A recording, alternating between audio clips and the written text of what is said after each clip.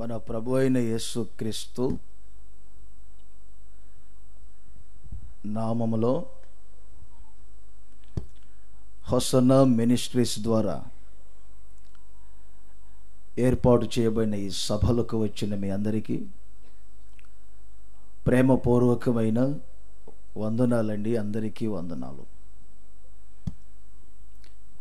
ఏదొక్కసారి మీ చేతులు పైకెత్తి గట్టిగా హలేలి అని చెప్పండి. ప్రతి సంవత్సరం ప్రారంభంలోనే ఈ సభలను ఈ విజయవాడ పట్టణమును ఇంకా వాస్తవంగా చెప్పాలంటే తెలుగు రాష్ట్రాలని ప్రభు ప్రేమించి ఈ సభలను ఏర్పాటు చేస్తూ ఉన్నారు. ఈ సభలలో మీరు శారీరకముగా ఆత్మ సంబంధంగా దేవుని వాక్యము చేత దర్శించబడి అనేక దీవెనలు పొందాలని నా వంతు నేను కూడా ప్రార్థన చేశాను. ఈ సభలలో పాలు పొందుటకు కాసేపు మీతో దేవుని మాటలు పంచుకోవటానికి ప్రభు నాకు ఇచ్చిన ఈ సమయాన్ని బట్టి ఎంతగానో నేను ప్రభువును స్తుతిస్తూ ఉన్నాను. ఓ చిన్న సందేశాన్ని ఈ రాత్రి మీతో పంచుకుంటాను.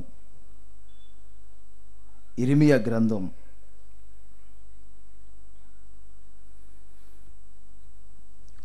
32వ అధ్యాయం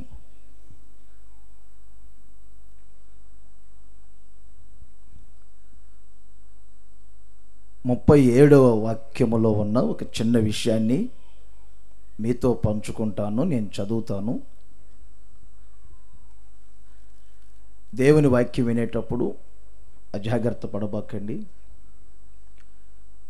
ఈ క్రొత్త సంవత్సరం ప్రారంభం నుండి ఈ సంవత్సరాంతం వరకు మాత్రమే కాకుండా మీ జీవితకాలం అంతా అనేక ఆశీర్వాదాలు పొందాలని కోరుకుంటే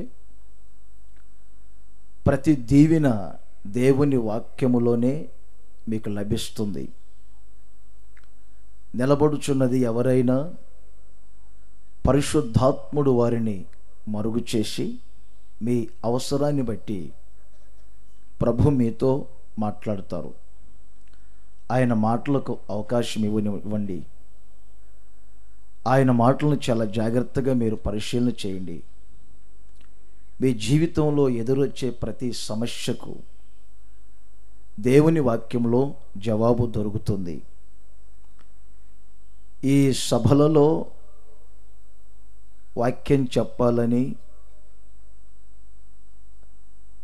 నాకు ప్రభు అవకాశం ఇచ్చినటువంటి ఆ సమయం నుండి ప్రార్థన చేస్తూ ఉన్నప్పుడు నిర్భయ జీవితం ఈ అంశం మీద ఈ ప్రసంగం లేక ఈ సందేశం మీతో పంచుకోమని ప్రభు ప్రేరేపించారు. ఈ వాక్యములో కూడా అదే వ్రాయబడింది. దేవుణ్ణి ఆరాధన చేస్తున్న దేవుని ప్రజలు అప్పటికి తమది కాని శత్రువుల దేశానికి బానిసలుగా వెళ్ళారు. ఎన్నో కష్టాలు, నష్టాలు, కన్నీళ్లు అనుభవిస్తూ ఉన్నటువంటి ఆ రోజుల్లో నా వంటి ప్రవక్త ద్వారా ఈ వర్తమానం తన ప్రజలకు దేవుడు ఇచ్చారు. ఏ ఏ దేశాలకు మీరు చెదరి ఉన్నారో ఆ దేశాలను నుండి నేను మీ స్వదేశానికి తీసుకొని వస్తాను. ఈ దేశములో నేను మిమ్మును సమకూరుస్తాను. నిర్భయముగా నివసింప చేస్తాను అని ప్రభు చెప్తున్నారు. ఇప్పుడు నేను చెప్పిన ఇర్మియా గ్రంథం 32వ అధ్యాయం 37వ వాక్యములో ఈ మాట ఉంది. నేను మిమ్మును నిర్భయముగా నివసింపజేసేదను. తలలు పైకి లేపి ఆలకించండి. ఈ రోజుల్లో ప్రపంచవ్యాప్తంగా మనం గమనించినప్పుడు నిర్భయముగా ఉండలేకపోతున్నారు. నిర్భయ జీవితము చేయలేకపోతున్నారు. నిర్భయ జీవితం అంటే ఏ భయము లేకుండా మనిషి బ్రతుకుటయే నిర్భయ జీవితం. ప్రపంచవ్యాప్తంగా ఎన్నో భయాందోళనలు. మనిషి రోజున యేసుక్రీస్తును నమ్ముకొనని వారు అలాగే ఉన్నారు, యేసుక్రీస్తును నమ్ముకొని జీవిస్తున్నాము అని చెప్పుకునేవారు కూడా నిర్భయముగా నివసించలేకపోతూ ఉన్నారు. క్రొత్త సంవత్సరం వచ్చింది. ఈ క్రొత్త సంవత్సరంలో ఎలా ఆశీర్వదించబడాలి, మా వ్యక్తిగత జీవితం, కుటుంబ వ్యవస్థ ఎలా నడిపించబడుతుంది అని ఆలోచనలు చేసేవారు కూడా అనేకులు ఉంటారు. క్రొత్త సంవత్సరం కలిసి రావాలి అని ప్రార్థన చేయించుకునేవారు ఉంటారు. ప్రియమైన సహోదరులారా, గత సంవత్సరాలు ఎలా గడిచాయో మీకు తెలుసు. కొత్త సంవత్సరంలో ప్రవేశించక మునిపే చాలామంది ప్రార్థనలు చేసుకుంటారు, రాబోయే సంవత్సరం బాగుండాలి అని. నా చిన్న వయసులో కొత్త సంవత్సరం వస్తుందంటే నాకు చాలా భయం. ఎందుకంటే మా నాన్నగారు అదొక పుస్తకం చదువుతారండి. సంవత్సర ప్రారంభంలోనే భయం కలిగే ఒక మాట చెప్తారు. ఇక ఈ సంవత్సరం గొర్రెలని చేస్తాయి, ఇంకో సంవత్సరం దున్నపోతులు చేస్తాయి, ఇంకో సంవత్సరం అంటూ ఉండేవారు. నాన్నగారు, మీరు ఏదో ఒక పుస్తకం చదువుతున్నారు, ఈ సంవత్సరం అంతా అవి చేస్తాయని చెబుతున్నారు. అసలు ఏంటి కథ అంటే, ఏదో ఒక సంవత్సరం మన దేవుడు మనిషి మీద వస్తాడరా ఎక్కి, అప్పుడు మనుషుల వంశం అంతా చనిపోయిద్ది. ఈ సంవత్సరం మనుషుల్ని ఎక్కి రానులా, దున్నపోతుల్ని, గేదెల్ని, వాటిని ఎక్కి వచ్చాడు కాబట్టి అవి చేస్తాయి. కొత్త సంవత్సరం రాకమునిపే నాకు భయం చిన్నప్పుడు. దేవుడా మీరు మాత్రం మనిషిని ఎక్కి రావద్దు, వచ్చే సంవత్సరం వచ్చారంటే మాత్రం మేమంతా చేస్తాం. చిన్న వయసు కదండి, తెలియక కొత్త సంవత్సరం వస్తుందంటేనే మా నాన్నగారు అదొక పుస్తకం చదువుతారులే, దాని పేరు ఎందుకు మీకు చెప్పటం, చదివి ఈ అపజయాలు మాటలు చెప్తూ ఉంటారు. ఎందుకు ఈ మాట చెప్తున్నానంటే, కొత్త సంవత్సరం వచ్చింది, మరి ఒక నిర్భయముగా జీవించాలని ఆశపడుతున్నారా? ఒక నిర్భయ జీవితం మీరు వ్యక్తిగతంగా కుటుంబ పరముగా అనుభవిస్తున్నారా లేదా? లేక ఈ రోజున ప్రపంచములో ప్రతి దేశమే కానివ్వండి, మనం అనుకుంటాం సంపన్న దేశాలు కొన్ని బాగానే ఉన్నాయని, నల్లవారని తెల్లవారని అమెరికా దేశం అగ్రరాజ్యములో కూడా భయంకరమైనటువంటి నిర్భయము లేకుండా భయోందనల మధ్యలో జీవిస్తూ ఉన్నారు ఆ ప్రజలు. ఏమండి, కొన్ని దేశాల్లో చూడాలి, గతంలో మనం చూసాం, శత్రువుల యొక్క పంజా సిరియా మీదను ఫ్రాన్స్ మీదను, కొన్ని సంపన్న దేశాలు అనుకునే చోట కూడా ఈ ఉగ్రవాదుల యొక్క దాడుల వలన, భయాందోళనలు, ప్రమాదాల వలన నిర్భయములే, ఒక రోగం మీద ఒక రోగం, రకరకాల రోగాల చేత మరికొంతమందికి ఏమండి నిర్భయ జీవితం లేదు. ఎందుకో ఈ సభలలో ప్రభువు ఈ మాట మీ ముందు పెట్టారు. ఈ సభల ద్వారా నా ప్రభు అయిన యేసు క్రీస్తు మిమ్ములను మీ కుటుంబాలను నిర్భయముగా జీవించేటట్లు చేయునుగాక. చేతుల పైకెత్తి గట్టిగా హల్లెలూయా అని చెప్పండి. నిర్భయముగా జీవింతురు, ఆమేన్ చెప్పండి గట్టిగా. నిర్భయ జీవితం అనండి గట్టిగా, నోరు తెరిచి అందరూ చెప్పాలి, గట్టిగా చెప్పాలి. నిర్భయముగా జీవించబోతున్నారు, ఏ భయాందోళన లేకుండా బ్రతకబోతున్నారు. 2017వ సంవత్సరం అంతా మీకు కలిసి రాబోతూ ఉంది. ఈ సభలలోనే దేవుడు అలాంటి ఆశీర్వాదాలు మీ మీద కుమ్మరించబోతూ ఉన్నారు. ప్రవచనాత్మకంగా ప్రేరేపణతో చెప్పే సందేశాలు ఈ సభలలో నా దేవుడు మిమ్మల్ని నిర్భయముగా జీవింపజేయునగాక. యోబు గ్రంథాన్ని నేను చదువుతున్నప్పుడు 11వ అధ్యాయం గమనించండి, 15వ వాక్యాన్ని ఒకసారి మీ బైబిల్లో మీరు కూడా గమనించండి. ఒక చక్కని మాట వ్రాయబడింది, యోబు గ్రంథం 11:15. నిశ్చయముగా నిర్దోషువై నీవు సంతోషించదు, మీరు నిర్దోషులై సంతోషిస్తారు, నిర్భయుడవై నీవు నిర్భయుడవై. మీకు వ్యక్తిగతంగా ఈ మాటను పోల్చుకోవాలి. నేను ఇక మీదట నిర్భయుడునై, నా కుటుంబం ఇక మీదట నిర్భయులమై. నిర్భయ జీవితం అంటే ఏమిటో చెప్పాను. ఏ భయాందోళన లేకుండా మనిషి బ్రతుకుటయే. ఒక 2 రెఫరెన్సులు మీకు చెప్తాను, ఓ 3 మాటలు మీకు చెప్పే ముందు. ఒక కుటుంబ వ్యవస్థ ఎలా ఉండాలండి? 144వ కీర్తనలో 12వ వాక్యము నుంచి 15వ వాక్యం వరకు మీరు గమనించాలి. ఈ 144వ కీర్తన 12 నుంచి 15 వరకు చక్కని మాటలు రాయబడి. నేను ఒక మాట చెప్తా, మీరు ఒక మాట చెప్పండి. మా కుమారులు, చదువు, తమ యవన కాలమందు ఎదిగిన మొక్కల వలె ఉన్నారు, మా కుమార్తెలు నగరునకై చెక్కిన మూల కంబముల వలె ఉన్నారు, మా కొట్లు నింపబడి పలు విధములైన ద్రవ్యములకు నిధులుగా ఉన్నవి, మా వీధులలో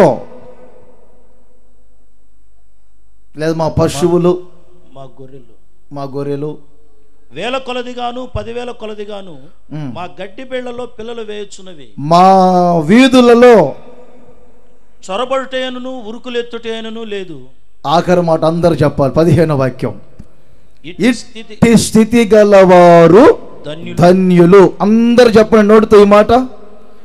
స్వరం పెంచొచ్చుగా, ఇంతమంది ఉన్నారు. ఉన్న వాయిస్ అంతా పెంచాలి ఈరోజు. చెప్పండి గట్టిగాను. ఈ సభలలో గట్టిగా చెప్పండి, ఇట్టి స్థితి గలవారు ధన్యులు. ఏమండి, రోడ్డు మీద త్రాగి పొర్లాడేవాడు ఈ స్థితి గలవాడు ధన్యుడు అంటారండి?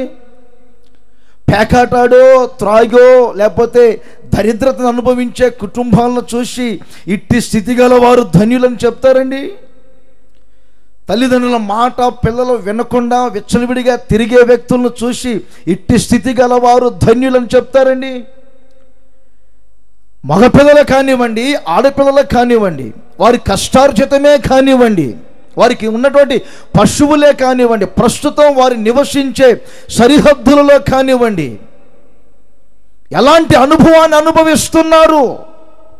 ఇంకొక వాక్యాన్ని కూడా మీరు చదువుకుంటే, సామెతల గ్రంథం 1వ అధ్యాయం 33వ వాక్యాన్ని చదువుకుంటే అక్కడ ఒక చక్కని మాట వ్రాయబడింది. నా ఉపదేశమును అంగీకరించువాడు సురక్షితముగా నివసించును, వాడు కీడు వచ్చునన్న భయము లేకుండా నెమ్మదిగా నుండు. 2017వ సంవత్సరం మీరు జీవించబోతూ ఉన్నారు. ఈ 2017వ సంవత్సరం ప్రారంభములోనే ఈ సభలను మీ కొరకు ఏర్పాటు చేశారు. ఓ ప్రార్థనా పూర్వకంగా ప్రేరేపణతో అనేకులు ఉపవాసాలుండి చేసినవి. మనుషులకు ఎవరికో మెప్పు కలగాలని చేసిన సభలు కాదు ఇవి. ఏమండి, అనేక లక్షల కొలది ప్రజలకు ప్రయోజనకరముగా మారాలని ఏర్పాటు చేసిన సభలు ఈ సభలో. కీడు వచ్చు నన్న భయము లేకుండా మీరు నిర్భయముగా జీవించబోతున్నారు. నిర్భయముగా జీవించబోతున్నారు. మీ కుటుంబ వ్యవస్థ నిర్భయముగా ఉండునుగాక. మీ వ్యాపార వ్యవస్థ నిర్భయముగా ఉండునుగాక. మీ ఉద్యోగ వ్యవస్థ నిర్భయముగా ఉండునుగాక. మీ పిల్లల బ్రతుకులు నిర్భయముగా ఉండునుగాక. మీరు నివసించు ప్రతి ప్రాంతములో ఒక నిర్భయ జీవితం చేయుదురుగాక. కొంతమంది బ్రతుకుచున్నామని పేరు మాత్రమే ఉంటుంది, కానీ వారు ఒక నిర్భయ జీవితం చేయలేరండి. ఒక పొలిటికల్ లీడర్ గారు ఇలాగే వేదిక పైన నిలబడి ఏదో ఉపన్యాసం చేస్తున్నారు దీపావళి రోజులు. ఆ పక్కన ఎవడో ఒక పిల్లోడు తపాకాయ కాల్చాడు. అక్కడ తపాకాయ బేలగానే అయ్యగారు కవరు ఎక్కాడు వెళ్ళి. మీరు అనుకుంటారు కొన్నిసార్లు హెలికాప్టర్లో విమానాల్లో తిరుగుతున్నారు, సంపన్న స్థితిలో ఉన్నారు, పిఎంలు సీఎంలు ఏమండి ఎమ్మెల్యేలు ఎంపీ గారులు అబ్బో పెద్ద హోదాలో ఉన్నారు అనుకుంటారు. వారు క్షణక్షణం ఎలాంటి భయాందోళన మధ్యలో బ్రతుకుతారో నీకు వివరంగా నేను చెప్పాల్సిన అవసరం లేదు. ఇప్పుడు మీరు వచ్చానండి, మేము వచ్చామండి, అంత పెట్టి తినండి అంటే ప్రేమగా మేము తినేస్తాం. అది తినే రాత కూడా ఉండదు కొంతమందికి. ముందు ఒక డాక్టర్ ఉండాలా, ముందు ఆయన టెస్టులు చేయాలా, ముందు ఆయన తినాలా, అది కడుపు నింపుకోవాలా, ఆ తర్వాత ఏమి పెట్టాలా. చూశారండి దేవుని ప్రజలారా, నా ప్రభు అయిన యేసు క్రీస్తు ఇప్పటి వరకు ఒకవేళ నిర్భయముగా జీవించలేకపోతున్నారేమో, ఏ స్థితిలో ఉన్నా ఈ స్థితిలో నేను నిర్భయముగా ఉండలేకపోతున్నాను అనుకుంటున్నారేమో, నా దేవుడు మిమ్మల్ని నిర్భయముగా నివసింపజేయబోతున్నారు. క్రొత్త సంవత్సరం కలిసి వస్తుంది. చప్పట్లు కొట్టండి గట్టిగా, కంగారు పడకుండా కొట్టండి, గట్టిగా కొట్టండి. భయాందోళన వద్దు, భయాందోళన వద్దు, భయాందోళనలన్నీ బంద్ అయిపోయినాయి ఈ రోజు నుంచి అనుకోండి గట్టిగా.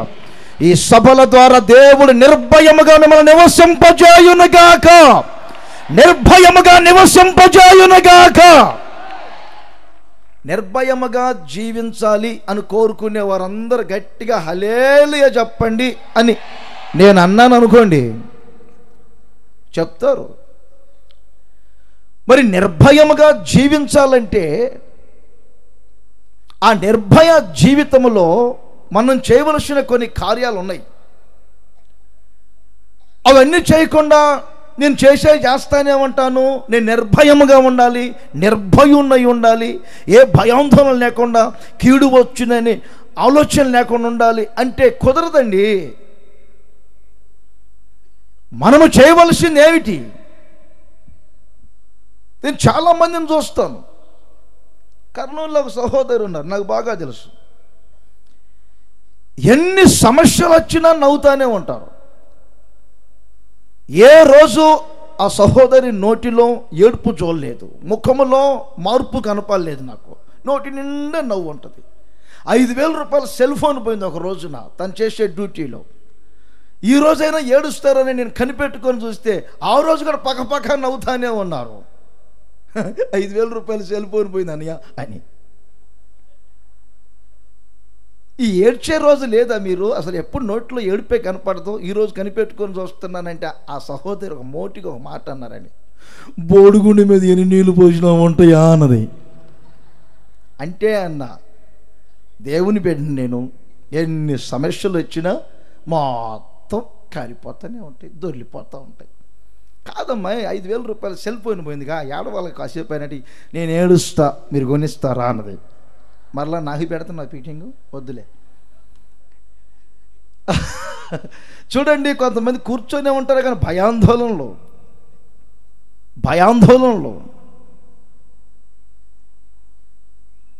కూర్చొనే ఉంటారు. వారు చేసే పని చేస్తానే ఉంటారు. భయం భయం భయం.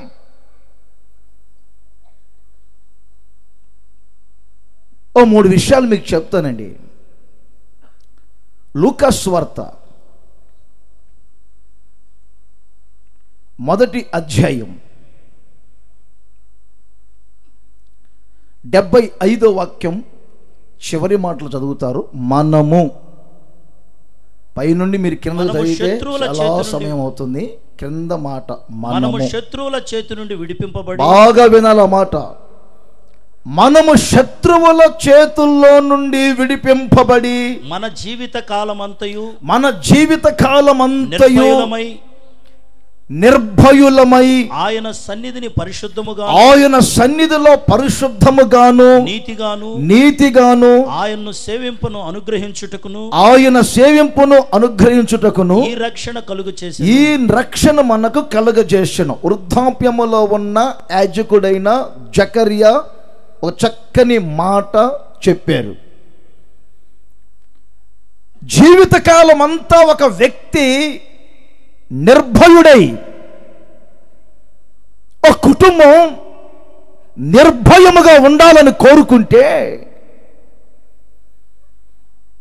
ఆ దైవజనుడు అంటారు, మనము శత్రువుల చేతుల్లో నుండి విడిపించబడాలి. శత్రువుల చేతుల్లో నుండి విడిపించబడిన వ్యక్తి నిర్భయముగా ఉంటారు. వారు దేవుని సన్నిధిలో అడుగు పెడతారు. ఆ దేవుని సన్నిధిలో వారు పరిశుద్ధముగా, నీతిగా వారు తమ జీవితాన్ని గడుపుకొనగలుగుతారు.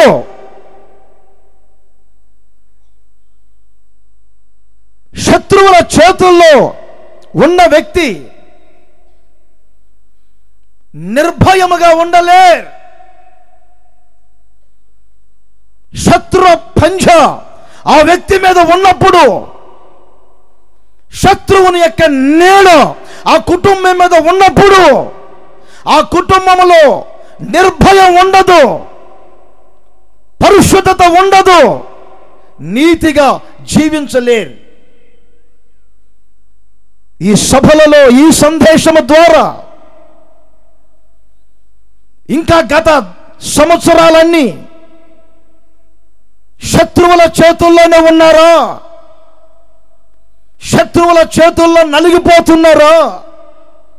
లేక శత్రువుల చేతుల్లో నుండి విడిపించబడి ఉన్నారా? ఒక్కసారి మిమ్మల్ని మీరు పరీక్షించుకోవలసిన అవసరత ఉంది. ఈ రాత్రి నా బ్రతుకులో ఎందుకు సంతోషం లేదు? ఆత్మీయతలో కూడా పరిశుద్ధముగా, నీతిగా జీవించలేకపోతున్నాను. నా కుటుంబ వ్యవస్థ పతనా స్థితికి వెళ్ళటానికి కారణం ఏమిటి? దేవుడు కోరుకున్నటువంటి స్థితిలో మేము ఉండి ఇట్టి స్థితి గల వారు ధన్యులని అందరూ చెప్పుకునేటట్లుగా ఎందుకు నా కుటుంబ వ్యవస్థ నడిపించబడటం లేదు అని ఈ రాత్రి మిమ్మల్ని మీరు ప్రశ్నించుకుంటే, నా సహోదరుడా, నా సహోదరి, ఈ సభకు వచ్చిన ప్రజలారా, కొంచెం మనస్ఫూర్తిగా ఆలోచించవలసిన విషయాలు నేను అడుగుతున్నాను. ఒక సేవకునిగా నిర్భయ జీవితం ఉందా ఈ రోజున? మీ వ్యక్తిగత జీవితంలో, కుటుంబ వ్యవస్థలో, మీరు నివసించే చోట, మీ ఆఫీసులో, మీ ఉద్యోగ వ్యవస్థలో, మీరుండే సంఘములో, మీరు చేసే పరిచర్యలో ఈ రోజున నిర్భయ జీవితం ఉందా? లేకపోవటానికి కారణం ఏమిటి? మీకు తెలియకుండానే కొన్నిసార్లు శత్రువుకు సాతాను పంజా విప్పాడు. ఆ సాతాను మీ చేతులు మీ మీద చాపాడు. తెలుసో తెలియకో సాతాను చేతుల్లో పడ్డారు. ఆ సాతాను చేతుల్లో నలిగిపోతూ, ఆ సాతాను చేతుల్లో ఉంటూ మీ వ్యక్తిగత జీవితం అంతా ఈ రోజున ఓ ప్రశాంతత లేకుండా గడిచిపోతుంది. ఓ సేవకునిగా ప్రభు పేరటి రాత్రి చెప్తున్నాను, గడిచిన సంవత్సరాలు ఎలాగో గడిచిపోయాయి. ఇక ఈ 2017వ సంవత్సర ప్రారంభపు రోజుల్లోనే ఈ సభల ద్వారా తొలి పలకరింపు విజయవాడ పట్టణానికి దేవుడు కలుగజేస్తున్నారు. శత్రువుల చేతుల్లో నుండి మీరు విడిపించబడాలి. దేవునికి స్తోత్రము కలుగును గాక. అందరు చేతులు ఊపుతూ చెప్పండి, గట్టిగా చెప్పండి. శత్రువుల చేతుల్లో నుండి మీరు విడిపించబడాలి. చరిత్ర కొన్ని తెలుసు, ప్రస్తుతం జరిగే సంభవాలు. సిరియా దేశం అంతా కూడా ఈ రోజున తెలుసండి శ్మశానముగా మారిపోయింది. కారణం, శత్రువుల దాడి జరిగింది. ఓ దేశం మీద శత్రువు నీడ ఉంటే, ఒక రాష్ట్రం మీద శత్రు పంజా ఉంటే, ఒక వ్యక్తిగత జీవితం, కుటుంబ వ్యవస్థ శత్రువు చేతుల్లో ఉంటే ఆ దేశానికి నిర్భయం లేదు, ఆ రాష్ట్రానికి నిర్భయం లేదు, ఆ కుటుంబానికి నిర్భయం లేదు. మరి రాత్రి శత్రువుల చేతుల్లో ఉన్నారా? విడిపించబడుతున్నారా? ఆలోచన చేయండి. ఈ సభల ద్వారా నా దేవుడు శత్రువుకు సాతాను చేతుల్లో నుండి ఒక్కొక్కరిని విడిపించునుగాక, విడిపించునుగాక. అందరు చేతులు ఊపుతూ చెప్పుకోండి, గట్టిగా లేలి అని చెప్పుకోండి. చూడండి, ఇదే విషయాన్ని సమూయేలు ఒక చక్కని మాట చెప్పారు. సమూయేలు మొదటి గ్రంథం 12వ అధ్యాయం 11వ వాక్యాన్ని చదువుతారు, చాలా జాగ్రత్తగా ఆలకించాలి. 12వ అధ్యాయం 11వ వాక్యం చక్కని మాట. యెరుబ్బయలును బెదానును యెఫ్తానును సమూయేలును పంపి, సమూయేలు ఇశ్రాయేలు ప్రజలతో చెప్తున్నారు ఈ మాట. నలుదిశలా మీ శత్రువుల చేతిలో, ఓ ఇశ్రాయేలు ప్రజలారా, ఈ రోజున మీకు రాజు కావాలి అని కోరుకుంటున్నారు. దేవుడు మీ జీవితంలో చేసిన కార్యములు ఎలాంటివి? గత దినాలలో మీ జీవితంలో, మీ పితరుల జీవితంలో ఆయన ఎలాంటి కార్యాలు చేశారు? మీరు ఒక రోజున శత్రువుల చేతుల్లో ఉంటే మిమ్మల్ని విడిపించిన దేవుడు ఒక రక్షకుని లేపాడు. ఎవరా రక్షకులు? నా ప్రియమైన సహోదరులారా, గిద్యోను అనే ఒక వ్యక్తి ఒక రక్షకుడు. బెదాను అనే వ్యక్తి ఒక రక్షకుడు. యెఫ్తా అనే వ్యక్తి మరొక రక్షకుడు. సమూయేలు అనే వ్యక్తి ఇశ్రాయేలుకు ఒక రక్షకుడు. అలాంటి వ్యక్తులను లేపి ప్రజల జీవితాలలో ప్రభు చేసిన కార్యం ఏమిటో తెలుసండి? మీ శత్రువుల వారిని శత్రువుల చేతులలో నుండి మిమ్మల్ని విడిపించిన గనుక మీరు నేటి వరకు ఇప్పుడు నిర్భయముగా జీవిస్తున్నారు. ఆమేన్, ఆమేన్, ఆమేన్. నేను ఈ మాట చదువుతున్నప్పుడు వారు తాత్కాలికంగా అండి రక్షకులుగా లేపబడ్డారు, విడిపించారు, రక్షణ పొందారు. ఇర్మియా గ్రంథం 23వ అధ్యాయం మీరు 5వ వాక్యాన్ని చదువుకుంటే ఒక చక్కని మాట వ్రాయబడింది. ఇక్కడ ఎవరిని గురించి వ్రాయబడింది తెలుసండి? యెహోవా ఇలాగూ ఆజ్ఞయించుచున్నాడు. యేసుక్రీస్తును గురించి వ్రాయబడించున్న మాట.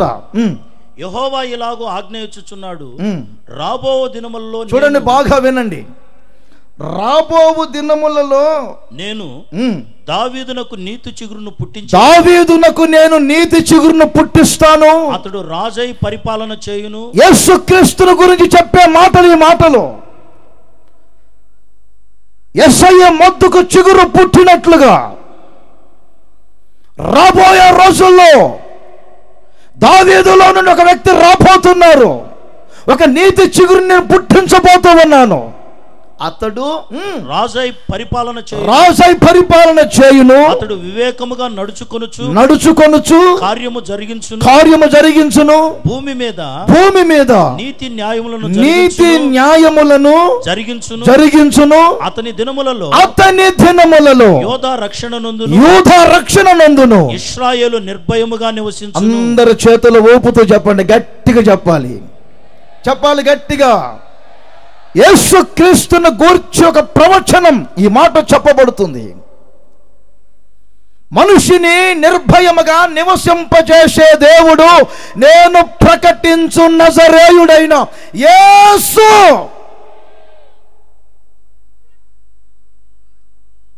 శత్రువుకు సాతాను చేతుల్లో నుండి మిమ్మల్ని విడిపించగలిగిన దేవుడు అక్షరార్థముగా ఇశ్రాయేలు ప్రజలను ఐగుప్తీయుల నుండి, ఫిలిస్తీన్లలో నుండి, మిద్యానీయుల్లో నుండి, అమాలేకీయుల్లో నుండి విడిపించి వారికి కొంతకాలం నిర్భయముగా నివసించేటట్లు చేశారు ఆ రక్షకులు. కానీ నేను ప్రకటిస్తున్నానే, ఈ సభలలో ప్రకటింపబడుతూ ఉన్న నజరేయుడైన యేసు ఎవరో తెలుసా? ఆయనే నిజ రక్షకుడు. మిమ్మల్ని శాశ్వతముగా విడిపించగలిగిన దేవుడు. శత్రువుకు సాతాను చేతుల్లో నుండి, పాపములో నుండి మిమ్మల్ని విడిపించి మిమ్మల్ని నిత్యము నిర్భయముగా జీవింపజేసే దేవుడు నేను ప్రకటించుచున్న నజరేయుడైన యేసుక్రీస్తు ఒక్కడే. మనుషులెవ్వరూ మిమ్మల్ని శత్రువుల చేతుల్లో నుండి విడిపించలేరు. మాట్లాడని మోగ బొమ్మలు, 4 రొట్టెల మధ్యలో ఉన్న సిమెంట్ బొమ్మలు మిమ్మల్ని విడిపించలేరు. మీరు నమ్ముకున్న మీ కులం, వర్గం మిమ్మల్ని శత్రువుకు సాతాను చేతులను విడిపించలేదు అనే సంగతి వాస్తవం. ఈ సభలలో నా ప్రభు అయిన యేసుక్రీస్తు మాత్రమే శత్రువుకు సాతాను చేతుల్లో నుండి ఆయన మిమ్మల్ని విడిపించి మీకు నిర్భయ జీవితం ఇవ్వబోతున్నారు. విడిపించబడండి, విడిపించబడండి. ఎక్కడ ఇంకా శత్రువు చేతుల్లో ఉన్నారో విడిపించబడండి. కొన్నిసార్లు అనుకుంటారు, నేను ఇంకా శత్రువుల చేతుల్లో ఎక్కడున్నానండి అనుకుంటారు. నిర్భయముగా మీరు నివసిస్తే శత్రువుల చేతుల్లో మీరు లేనట్టు. ఇంకా ఏదో ఒక రోగం మీ మీద దాడి చేస్తుంది. కొన్నిసార్లు అప్పు సమస్యలు మీ మీద ఫైట్ చేస్తున్నాయి. మరికొన్నిసార్లు ఏమండి భార్యాభర్తల మధ్యలోనే పెద్ద గొడవలు. మరికొన్నిసార్లు మీ కుటుంబ వ్యవస్థలోనే పిల్లలే మీకు శత్రువులై కుటుంబ వ్యవస్థ అంతా వీధులు పోలవుతుంది. నేను ఇంకెక్కడ శత్రువుల చేతుల్లో నుంచి విడిపించబడేదంటే, ఈ మధ్య ఒక వ్యక్తి నా దగ్గరికి వచ్చారు. ఏమంటే అన్నిట్లో నేను పర్ఫెక్ట్ అన్నారు. ఒరే బాబు, నువ్వెందుకు వచ్చావు చెప్పు. పర్ఫెక్ట్లు రెస్పెక్ట్లు నాకు వద్దు, నువ్వు వచ్చిన కథ చెప్పు. గుండె బాగా లాగుతుంటుందండి అన్నయ్య గారు. మీరు ఏదో గట్టిగా ప్రార్థన చేస్తారని విన్నాను, అందుకని ప్రార్థన చేసుకోడానికి వచ్చాను. అంతవరకు చెప్పు, ఇక నాకు మిగతా వద్దు. కలుమై ఏమంటే నేను కూడా శాంతినగర్లో సంఘ పెద్దనండి, క్రిస్టియన్ అనండి. సర్లే అవన్నీ ఎందుకు లేరా. గుండె మీద చేయబెట్టి ఏసు రక్తం, ఏసు రక్తం, ఏసు రక్తం, ఏసు రక్తం అంటే మీరు ఏమనుకోబాకండి, ఆ గుండె గలగల అంటుంది. ఏంటి తమ్ముడు ఏదో గుండె గలగల అంటుంది అంటే వాడు సింపుల్గా చెప్తున్నాడు. అదే అండి జేబులు అగ్గిపెట్టి బీడీ కట్టుందిగా అన్నాడు. జేబులు అగ్గిపెట్టి బీడీ కట్టున్నాడు శత్రువుల చేతుల్లోంచి విడిపించబడినట్లండి. త్రాగి రోడ్ల మీద పడేవాడు శత్రువుల చేతుల్లో లేడండి. దేవుడు ఇచ్చినటువంటి భార్య పిల్లల కుటుంబాలను విడిచిపెట్టి ఏమండి ఇంకో కొంపకు అలవాటు పడితే ఏమండి శత్రువుల చేతుల్లో లేరండి. వయస్సుకు మించి పనులు చేస్తూ ఉంటే తల్లిదండ్రులు కని పెంచి పెద్ద చేసి గుండె నిండా ఎన్నో ఆశయాలు పెట్టుకొని పిల్లల భవిష్యత్తు బాగుండాలని వారు ఎన్నో కళ్ళకంటూ ఉంటే చదువులు ప్రక్కన పెట్టి వాటి మీద ధ్యాస ఉంచకుండా ప్రేమ అనే వలయాలలో చిక్కుకుంటే మీరు శత్రువు చేతుల్లో లేరా? యవనస్తులారా ఒక్కసారి ఆలకించండి. మీరు శత్రువుల చేతుల్లో ఉండి నలిగిపోతున్నారేమో. శత్రువుకు సాతానుల సంఖ్యలతో బంధించాడేమో. ఈ సంవత్సరమైనా కలిసి రావాలని కోరుకోండి. ఎంతకాలం కన్నీళ్ళ మధ్యలో కాపురం చేస్తారు, జీవిత సమస్యలతో నలిగిపోతారు. ఇది నా కర్మ అని జీవితాన్ని మత్తు పానీయాలకు అలవాటు చేసుకుంటున్నారా? ఇక నా బ్రతుకింతే, ఇందులో నుంచి నేను విడుదల పొందలేనని అనుకుంటూ ఉన్నారా? 2017వ సంవత్సరం అంతా ఇది సంపూర్ణమైన సంవత్సరం. మీకు సంపూర్ణమైన సంవత్సరం ఇది. 2017 వచ్చింది, 7 అంటే మీకు సంపూర్ణముగా నా దేవుడు శత్రువుల చేతుల్లో నుండి మిమ్ములను విడిపించునుగాక, విడిపించునుగాక, విడిపించునుగాక, విడిపించునుగాక, విడిపించునుగాక. ఈ సభలలోనే సాతాను సంఖ్యలు తెగిపోతున్నాయి. ఈ సభలలోనే అద్భుతాలు జరగబోతున్నాయి, ఆశ్చర్య కార్యాలు జరగబోతున్నాయి, శక్తిగల కార్యములు జరగబోతున్నాయి. ఏం లీటర్లు మీ తలకాయల మీద నూనె పోసే పనిలే. 2 చేతులు పెట్టి మీ మీద ఊపి ఊపి ఊపి ఊపి మిమ్మల్ని కింద పడేసే పని లేదు. 4 రాబందులు వెనక నిలబడే పని లేదు. దేవుని వాక్యం మీ యొద్దకు వస్తున్నప్పుడే 18 ఏండ్ల నుండి సాతాను బంధించినటువంటి ఆ వ్యక్తి యొక్క సంఖ్యలు తెగిపోయి బంధకాల నుంచి విడుదల పొందినట్లుగా ఈ రాత్రి అద్భుతం జరగబోతుంది, ఆశ్చర్య కార్యం జరగబోతుంది. మీకు తెలియకుండా సాతాను సంఖ్యలు తెగిపోతున్నాయి, బంధకాలు తెగిపోతున్నాయి, అద్భుతమైన విడుదల కలగబోతుంది. నా దేవుడు మిమ్మల్ని విడిపించునుగాక, విడిపించునుగాక, చప్పట్లు కొట్టి ఆనందించండి. అద్భుతం జరుగుతుంది ఈ సభలలో, అద్భుతం జరుగుతుంది ఈ సభలలో. సాతాను సంఖ్యలు తెగిపోతున్నాయి, అలవాట్లు తొలగిపోతున్నాయి. సంపూర్ణముగా నా దేవుడు మీకు విడుదల కలగజేయబోతున్నారు. ఇవి విడుదల సభలు. పాపముల నుండి, శాపముల నుండి, దరిద్రతలో నుండి విడిపించబడే సభలు ఈ సభలో. చేతులు ఊపుతూనే చెప్పండి గట్టిగా లేలి అని. హల్లెలూయా. ఇంకోసారి చెప్పాలి గట్టిగా. గమనించండి, రాజుల మొదటి గ్రంథం 4వ అధ్యాయం 25వ వాక్యాన్ని కూడా చదువుతారు. ఇక్కడ సొలొమోను గురించి వ్రాయబడింది. ఆత్మీయంగా మనం గమనిస్తే సొలొమోను ప్రభు అయిన యేసుక్రీస్తుకు సాదృశ్యముగా ఉంటారు. సొలొమోను దినములన్నిటను ఇశ్రాయేలు వారేమి. చూడండి, ఇందాక మనం యేసుక్రీస్తు దినములలో అని ఇర్మియా ప్రవచనంలో తెలుసుకున్నాం. సొలొమోను దినములన్నీ ఇశ్రాయేలు వారేమి, ఓకే, యోధా వారేమి, దాను మొదలుకొని బెయేర్షెబా వరకును తమ తమ ద్రాక్ష చెట్ల క్రిందను అంజూరపు చెట్ల క్రిందను నిర్భయముగా నివసించుచుండిరి. ఎందుకండి? అంతకుముందు ఏం జరిగింది? సొలొమోను దినములలోనే నిర్భయముగా జీవించటానికి గల కారణం ఏమిటి? దావీదు దినములలో ఎందుకు నిర్భయముగా జీవించలే? 5వ అధ్యాయం 3-4 వాక్యాల తర్వాత చదువుకోండి. నలుదిశల శత్రువులు. ఒక వ్యక్తికి నలుదిశల శత్రువులు ఉంటే నిర్భయం ఏది? ఒక కుటుంబానికి నలుదిశల శత్రువులుంటే ఆ పోరాటాల మధ్యలో నిర్భయములే. నేను కొందరిని చూసి దిగులు పడుతూ ఉంటాను. 2 చెవులు ఉన్నాయి కదా అని 2 సెల్ ఫోన్లు పెట్టుకుంటాడు. 3 పిల్లలండి, భార్య అండి. నేను ఇంచుమించుగా వ్యక్తిని 3 సంవత్సరాలు చూశాను. 3 సంవత్సరాలలో కూడా 3 నిమిషాలు తాను ఖాళీగా, ప్రశాంతంగా, సమాధానంగా ఉన్నట్లుగా నాకు కనపడలేదు.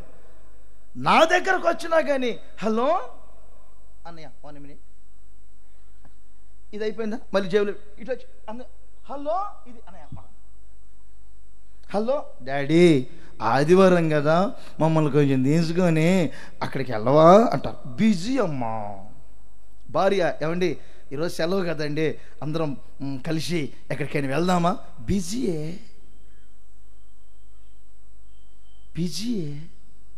నేను ఉండి 3 సంవత్సరాల తర్వాత తెగించి ఒక మాట అన్నా. 3 సంవత్సరాలను చూస్తున్నా. మీ జీవితకాలం అంతా కూడా ఎప్పుడు బిజీ తప్ప భార్యతో పిల్లలతో సుఖంగా ప్రశాంతంగా బ్రతికే రోజే లేదంటారా నీకు? చచ్చిన తర్వాత అనుభవిస్తావా? భూమి మీదే అనుభవించరా ప్రశాంతతను. యేసన్న గారు చెప్పారు, ఒక ఇంటికి వెళ్తేనంట, నాకేంటండి యేసన్న గారు ఫ్యాక్టరీలు అండి, రొయ్యల చెరువులు అండి, చేపల చెరువులు అండి అంతానండి, ఇటు కోట్లాస్తి అంటే, ఇటు లక్షలాస్తి అంటే, ఇటు కార్లు అండి. అబ్బో ఏం చెప్పేదిలేండి, డబ్బులు కూడా ఎన్నోనే లెక్కలేదండి. నాకేంటండి అంటే యేసన్న గారు చూసి 1 డజన్ పిల్లలండి అంటే ఆయన మనసులో అనుకుంటాడు బలమున్న డజన్ కూడా కంటాలే అని. నాకేంటండి అంటే ఆయన భార్య గారు ఏమంటే భోజనం రెడీ యేసన్న గారు చేశానంటే మీరు కూడా కూర్చోండి అని చెప్పారంట. మీరు కూడా కూర్చోండి అయ్యా ఇద్దరం కలిసి తిందామంటే సరే అని చెప్పి అక్కడ కూర్చున్నారు. యేసన్న గారికి శుభ్రంగా మసాలా వేసి చేస్తే శుభ్రంగా తింటున్నారు. అది చూడగానే ఈయన గారికి బీపీ పెరిగింది. నాకు బీపీ అని తెలియదు అందరంట. యేసన్నకి ఏం చేశానులే, తింటే తిను లేకపోతే కూర్చోన్నదంట ఆమె గారు, మంచి తల్లి. ఆ తర్వాత మరలా కాకినాడ కాజా అని మీకు చాలా ఇష్టమని చెప్పి చేశానండి అన్నయ్య గారు, కాకినాడ కాజా అండి అంటే సరే అని చెప్పి శుభ్రంగా తింటా ఉంటే ఆ స్వీట్ తింటుంటే ఈయన నాకు షుగర్ అని తెలియదు అన్నాడంట. అన్నకి చేశానులేండి కూర్చో అన్నదంట ఈ తల్లి, మంచి తల్లి. రోగం లేని శుభ్రంగా తింటున్నాం. ఆఖరిగా పాయసం కూడా చేసామండి. అన్నయ్య గారు పాయసం అనగానే ఆ పాయసం అంటే నాకు చాలా ఇష్టం అమ్మా, ఇవ్వమ్మా పాయసం చూడగానే ఈయనకు పెరిగింది. ఏంటిది? ఆయాసం. అది భలే కరెక్ట్ చెప్పారు మీరు. పాయసం చూడగానే ఆయాసం లేదు. ఏసన్న గారు కారు ఎక్కుతా ఒక మాట, అయ్యగారు ఇప్పుడు వరకు నాకు అన్నీ ఉన్నాయి అని చెప్పావు, అన్నీ ఉన్నాయి కానీ నీకు అనుభవించే రాత లేదు అనుకుంటే వెళ్ళారండి. అర్థం కాల మీకు కూడా కొంతమంది ఈ జావాలని అనమలకూరు పక్కనండి 10 ఎకరాలు ఉందండి, అబ్బో ఇక్కడండి కాకాని దగ్గర 20 అండి వస్తుందండి. వాళ్ళు 4 తరాలు పోయినది రాలేదు, వీళ్ళు అనుభవించింది లేదు. జాగ్రత్త. ఎప్పుడు నిర్భయం అనుభవించేది దావీదు కాలంలో. ఎప్పుడు చూసినా యుద్ధాలు, ఎప్పుడు చూసినా పోరాటాలు, ప్రశాంతంగా ఉండే రోజులే. అందుకే సొలొమోను కాలం వచ్చింది అంటే నా ప్రభు అయిన యేసుక్రీస్తు కాలం వచ్చింది. మీకు ఆయనలోనికి రండి, మీరు ఆయనలో జీవించండి. శత్రువు ఒకడును లేడు, శత్రువు ఒకడును లేడు. 4 దిశలా ఉన్న శత్రువులందరినీ దేవుడు అణచివేసి ప్రజలను ద్రాక్ష చెట్ల కింద, అంజూరపు చెట్ల కింద నిర్భయముగా నివసించేటట్లు చేయబోతున్నారు. దేవుడు ఆ విధముగా మార్చునగాక.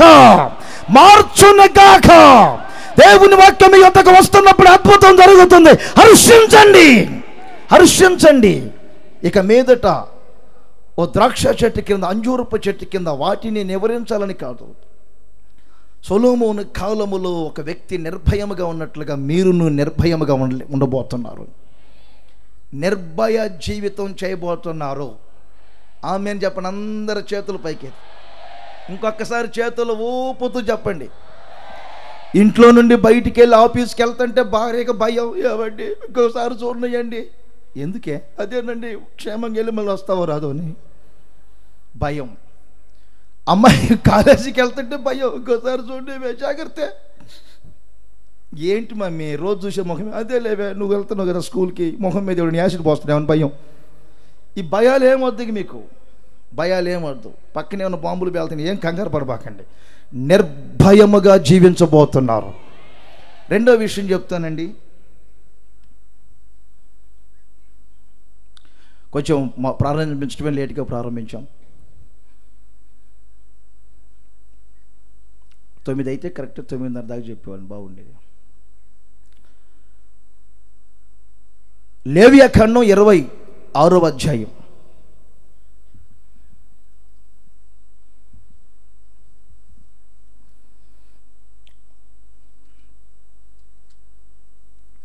మూడో వాక్యం నుండి 5వ వాక్యం వరకు చదువుతారు. ఎప్పుడు చదివే మాటలు అనుకోవద్దు, కొంచెం సరిగ్గా వింటే అందులో ఉన్న విషయాలు ప్రభు మనకు తెలియజేస్తారు. మీరు నా కట్టడలను బట్టి నడుచుకొని 26, 3, 4 వాక్యాలు, 4, 5 వాక్యాలు. ఈ వాక్యాలు మరొకసారి చదువుతున్నారు, చాలా జాగ్రత్తగా వినాలి.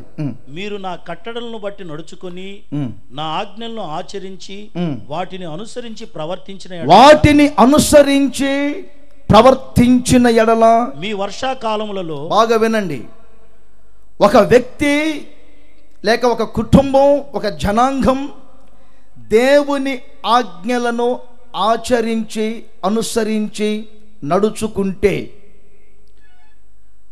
మీ వర్షాకాలములో మీకు వర్షమిచ్చేదను, నేను మీకు వర్షమిచ్చేదను. మీ భూమి పంటలను ఈ 2017వ సంవత్సరములో ఋతువుల ప్రకారముగా దీవెనకరమైన వర్షం మన దేశములో కుమ్మరింపబడును గాక. మీరందరూ ఆమేన్ గట్టిగా. మన దేశమంతా వర్షం మీద ఆధారపడుతుంది, వ్యవసాయ రంగం మీద ఆధారపడేది మన దేశం. మంచి మాట ఇక్కడ ప్రభు చెప్తున్నారు. నేను చెప్పిన ప్రతి మాటకి మీరు ఆమేన్ గట్టిగా చేతులు పైకెత్తే. ఈ 2017వ సంవత్సరం మన దేశం మీద సమృద్ధిగా ఋతువుల ప్రకారముగా వర్షము కురియునుగాక.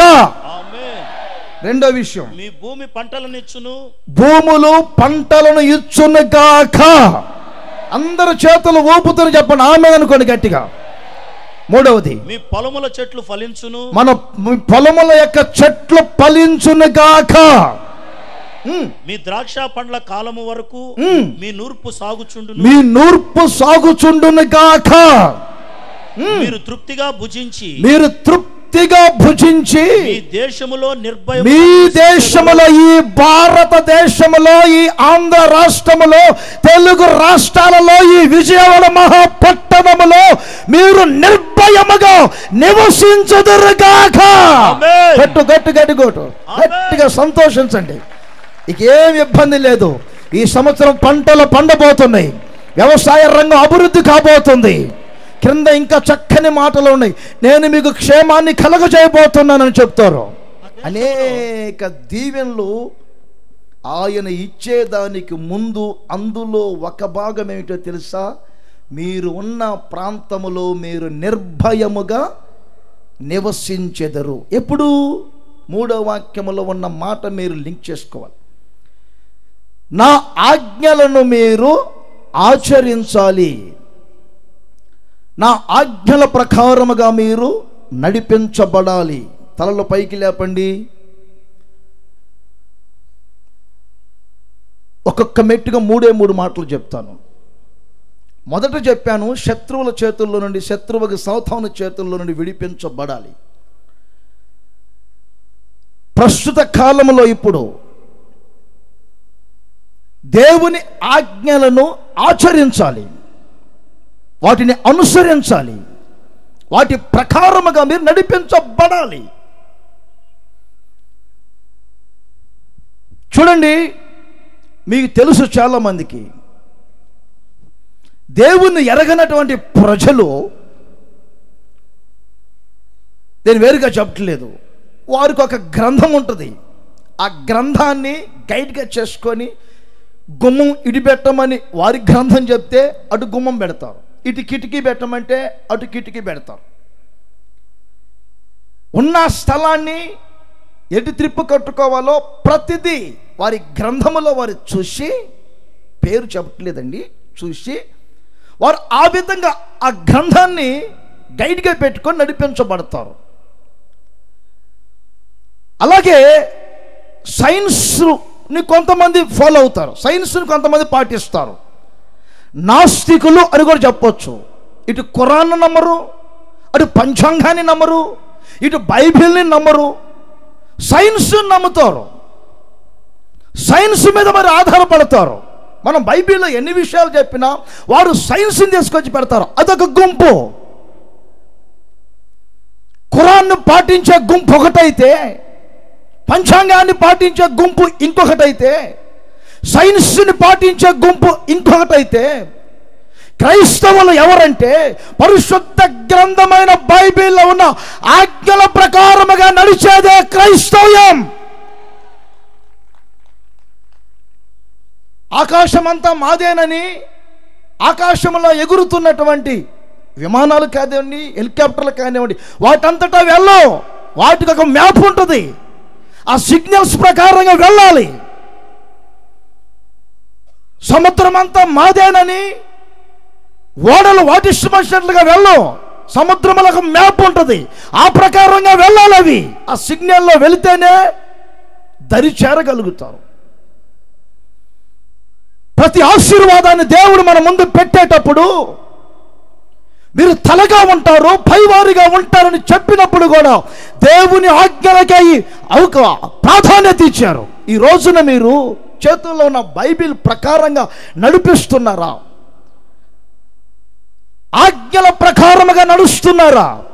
ఆ ఆజ్ఞలను ఆచరిస్తున్నారా? లేక ఈ లోకపు వైభవాలు, మహిమలు మిమ్మల్ని ఆకర్షించి ఆ దిశగా మీరు పయనిస్తూ ఉన్నారా? జాగ్రత్త పడాలి ప్రియమైన సహోదరులారా. ఒక నిర్భయ జీవితం ఎక్కడ ఇమిడి ఉన్నది దేవుని ప్రజలకంటే, ఆయన మనకిచ్చిన ఆజ్ఞలను ఒక వ్యక్తి ఆచరించగలగాలి, ఆ వ్యక్తి పాటించగలగాలి, అనుసరించగలగాలి, ఆ ప్రకారముగా నడవగలగాలి. ఆజ్ఞలు, కట్టలు చాలాసార్లు మనం చెప్పుకుంటున్నాం. ఇందులో ఒక్క మాట మీకు చెప్తా, చాలా జాగ్రత్తగా వినాలి. ఆజ్ఞల్ని 3 భాగాలుగా పోల్చి చెప్తున్నా నేను, వినండి. దేవుడు మొట్టమొదటిగా ఒకే ఒక ఆజ్ఞ ఇచ్చారు. ఆజ్ఞలు 3 భాగాలుగా వ్రాసుకోండి. ఏమిటి ఒక ఆజ్ఞ? ఏదైనా తోటలో ఆ దంపతులకు ఆయన ఇచ్చిన ఒక ఆజ్ఞ, నేను తినవద్దని చెప్పిన వృక్ష ఫలాన్ని మీరు తినకూడదు అని ఆజ్ఞ ఇచ్చారు వారికి. ఒకే ఆజ్ఞ. మోషే కాలంలోనికి వచ్చేసరికి 10 ఆజ్ఞలు. రెండవది ద్వితీయోపదేశకాండం 5వ అధ్యాయం, ఇంటికెళ్ళి చదువుకోండి. 10 ఆజ్ఞలు ఇచ్చారు. ఆ 10 ఆజ్ఞల ప్రకారముగా మనిషి నడిపించబడుతూ ఉన్నారు. ఇచ్చిన 10 ఆజ్ఞలైన ధర్మశాస్త్రములో అనేకమైన కట్టడలు, అనేకమైనటువంటి విషయాలు ఉన్నాయి. కానీ ప్రజలకు 10 ఆజ్ఞలు అవసరముగా ఇచ్చారు. పాత నిబంధన అంతా 10 ఆజ్ఞలు 10 ఆజ్ఞలు 10 ఆజ్ఞలుగా నడిపించబడింది. క్రొత్త నిబంధనలోనికి వచ్చేసరికి యేసుక్రీస్తు ఒక ఆజ్ఞను ప్రక్కన పెట్టారు. ఈ 10 ఆజ్ఞలను 2 ఆజ్ఞలుగా మార్చాడు. ఆ 2 ఆజ్ఞలు ఏమిటో తెలుసండి?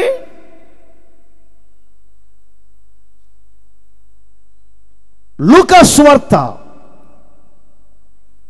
10వ అధ్యాయం 27వ వాక్యము నుండి మీరు నోట్ చేసుకోండి. నేను చెప్పిన చోట చదువుతారు, మీరు నోట్ చేసుకోండి. 10 ఆజ్ఞలు 2 ఆజ్ఞలుగా మార్చాడు యేసుక్రీస్తు. నేను కొంచెం చెప్తున్న వినాలి ఒక మాట. ఈ 10 ఆజ్ఞలలో ఒకసారి తలలు పైకి లేపానండి. 10 ఆజ్ఞలలో 4 ఆజ్ఞలు దేవునికి మనిషికి సంబంధంగా ఉంటాయి. ఈ 10 ఆజ్ఞలలో 6 ఆజ్ఞలు మనిషికి మధ్యలో సంబంధాలు. 4 ఆజ్ఞలేమో దేవునికి మనిషికి మధ్యలో ఉన్న సంబంధం. 6 ఆజ్ఞలేమో మనిషికి మధ్యలో ఉన్న సంబంధం. 4 ఆజ్ఞలు ఒక ఆజ్ఞ, 6 ఆజ్ఞలు ఒక ఆజ్ఞ. ఏమిటి 4 ఆజ్ఞలు ఒక ఆజ్ఞ అంటే, నీ దేవుడైన నీ ప్రభువును నీవు నీ పూర్ణ హృదయముతో, నీ పూర్ణ మనస్సుతో, నీ పూర్ణ శక్తితో, నీ పూర్ణ వివేకముతో ప్రేమించాలి. ఇది ప్రధాన ఆజ్ఞ. కొత్త నిబంధన సంఘానికి సంబంధించిన ప్రజలు, ప్రస్తుతం క్రైస్తవులు విశ్వాసులమని చెప్పుకునే ప్రతి ప్రజలు పాత నిబంధనలో ఉన్న 10 ఆజ్ఞలను 4 ఆజ్ఞలు ఒక ఆజ్ఞగా ఆయన మార్చి, మీ దేవుడైన ప్రభువును పూర్ణ మనసుతో, పూర్ణ ఆత్మతో, పూర్ణ వివేకముతో ప్రేమించాలి. ఇదొక ఆజ్ఞ. 6 ఆజ్ఞలు కలిసి ఒక ఆజ్ఞ అంటే ఏమిటి తెలుసండి? మనిషికి మధ్యలో ఉన్న ఆ 6 ఆజ్ఞలను ఒకే ఆజ్ఞకు మార్చారు. అదేమిటంటే, నిన్ను వలె నీ పొరుగువానిని ప్రేమించు. ఇది ఒక ఆజ్ఞ. ఇప్పుడు కొత్త నిబంధనలో ఈ రోజున మనము ఏమంటే 2 ఆజ్ఞలను అనుసరించాలి. ఒక ఆజ్ఞ చెప్పండి, మన పూర్ణ మనసుతో, పూర్ణ ఆత్మతో, పూర్ణ వివేకముతో దేవుణ్ణి ప్రేమించాలి. చేతుల పైకే చెప్పండి, గట్టిగా చెప్పండి. ఇంకోసారి చెప్పండి గట్టిగా. ఎవరిని ప్రేమించాలి? ఎవరిని ప్రేమిస్తున్నారు? దేవుడు నన్ను ప్రేమించి ఒక గడియారం ఇచ్చారండి. ఇప్పుడు నేను ప్రేమించాల్సింది గడియారం ఇచ్చిన దేవుణ్ణా, లేకపోతే గడియారాన్ని పూజించాలా? ఈరోజు తెలియట్లా చాలా మందికి. ప్రేమించి డబ్బు ఇస్తే డబ్బును పూజిస్తున్నారు, ప్రేమిస్తున్నారు. దేవుడు కొన్ని వస్తువులు ఇస్తే ఆ వస్తువులు పూజిస్తున్నారు. సృష్టిని ప్రక్కన పెట్టి, ఏమండి, సృష్టిని ప్రక్కన పెట్టి సృష్టికర్త అయిన దేవుని ప్రేమించి ఆరాధించాలి. రోజు ఒక కొమ్మరు ఉన్నాడండి, కొండలన్నీ చేస్తున్నారు, రకరకాల పాత్రలు. అక్కడ కొంతమంది వెళ్ళారు, ఆ రకరకాల పాత్రలన్నీ చూసి చాలా మోడల్గా చేశారు, అందంగా చేశారు, వైభవంగా ఉన్నాయి, సుందరంగా ఉన్నాయి. అయిపోయి అని ఆ పాత్రలన్నిటిని పొగుడుతూ ఉంటే ఆ 10 మందిలో ఒక వ్యక్తి అన్నాడంట, ఒరేయ్, అవి తయారు చేసిన వ్యక్తి ప్రక్కనున్నాడు, ఆయన చూద్దాం పదండి. వీటికి రూపాన్ని ఇచ్చిన దేవుడు, ఆయన చూద్దాం పదండి. వారంటారంట, ఆయనతో మనకు ఎందుకు లేరా, ఈ పాత్రలు బాగున్నాయి, వీటిని పూజించుదాం, వీటిని పొగుడుదాం, వీటిని కొనియాడుదాం. మనిషి జీవితం ఈ రోజున అలాగే నడిపించబడుతుంది. సృష్టికర్త అయిన దేవుని ప్రక్కన పెట్టి సృష్టిని ప్రేమించటం ఎంతవరకు తగును? దేవుడిచ్చిన పిల్లల్ని కాదు ప్రేమించవలసింది, దేవుని కంటే ఎక్కువగా. దేవుడిచ్చిన డబ్బు కాదు, దేవుడిచ్చిన ఈ ప్రకృతి కార్యాల వైపు మీరు ఆకర్షించబడకూడదు. ప్రథమ స్థానం మీ హృదయములో నా ప్రభు అయిన యేసుక్రీస్తుకు మాత్రమే ఉండాలి. ఈ మధ్య ఎక్కడికో వెళ్తే ఒక అమ్మగారు అన్నది, 1000 కళ్ళతో ఎదురు చూస్తున్నాం అన్నయ్య గారు అన్నది. నేనన్నా, 1000 కళ్ళతో ఎదురు చూసి మమ్మల్ని పాడు చేసే కంటే 2 కళ్ళతో యేసయ్య కొరకు ఎదురు చూడు చాలు. 1000 కళ్ళు అంటే ఏమిటి? 2 కళ్ళతోటే ఇబ్బంది పడుతుంటే 1000 కళ్ళు అంట. 2 కళ్ళకే ఎక్కడ చూపు తగ్గిపోతుంది, కళ్ళజోలు పెడతాంటే 1000 కళ్ళకి ఎక్కడ 1000 కళ్ళజోలు పెట్టాలి? ఇప్పుడు తెలివి తక్కువ. 1000 కళ్ళు అంటే మళ్ళీ 500 తలకాయలు కావాలి, అక్కడ 500 ముక్కులు కావాలి. మామూలు విషయమా? సృష్టిని ప్రక్కన పెట్టి సృష్టికర్తను ఆరాధన చేయకుండా ఏమండి సృష్టిని ప్రేమిస్తున్నారు. ఇది సరైనది కాదు. మీరు ఈ కొత్త నిబంధనకు సంబంధంగా ఆజ్ఞలను ఆచరించడం అంటే ప్రథమ ఆజ్ఞ, దేవుణ్ణి మాత్రమే ప్రేమించాలి, దేవుణ్ణి మాత్రమే ప్రేమించాలి. నా స్వరము ఇక్కడి నుంచి మీకు వినబడాలని ఈ మైక్ని ఇచ్చాడు దేవుడు, అంతేగాని ఈ మైక్ను పూజించమని కాదు. ఒక ఆయన కారు కొనుక్కున్నాడు, ఏమండి ఆ కారును శుభ్రంగా ఏమండి షోకేస్లో పెట్టినట్టుగా పెడతాడు, దానికి పౌడర్ వేస్తాడు, బయట తీస్తాడు. వర్షం వచ్చిందండి, చెప్పులకు బురద అయిద్దని చెప్పులు ఏమండి భుజాల మీద పెట్టుకొని నడుస్తున్నాడు ఇంకొక దరిద్రుడు. కాళ్ళు ముఖ్యమా, చెప్పులు ముఖ్యమా? ఏంటి ఆ చూపు? అర్థం కావట్లేదు మీకు. ఏది ముఖ్యమండి? రెండవ విషయం మీకు చెప్తాను. నిన్ను వలే చెప్పాలి, అందరూ చెప్పాలి ఏకస్వరముతో. నిన్ను వలే నీ పొరుగు వానిని ప్రేమించాలి అన్నాడు గట్టిగా. ఏకస్వరంతో చెప్పండి గట్టిగా. బ్రదర్స్ మీరు కూడా అందరూ అనండి, ఈ ఒక్కరోజుకైనా అనండి, అందరు చెప్పండి. నిన్ను వలే, మీరు అనుకోవచ్చుగా నన్ను వలే నా పొరుగు వారిని ప్రేమించుకోవాలి. ఇంకోసారి అనండి, నన్ను వలే. ఓకేనా? ఇక్కడ ఒక చిన్న స్టోరీ పెట్టాడు యేసుక్రీస్తు. ఆయన చెప్పిన ప్రతి మాటలో ఒక ఆంతర్యం ఉంటుంది. ఏమిటా చిన్న చరిత్ర?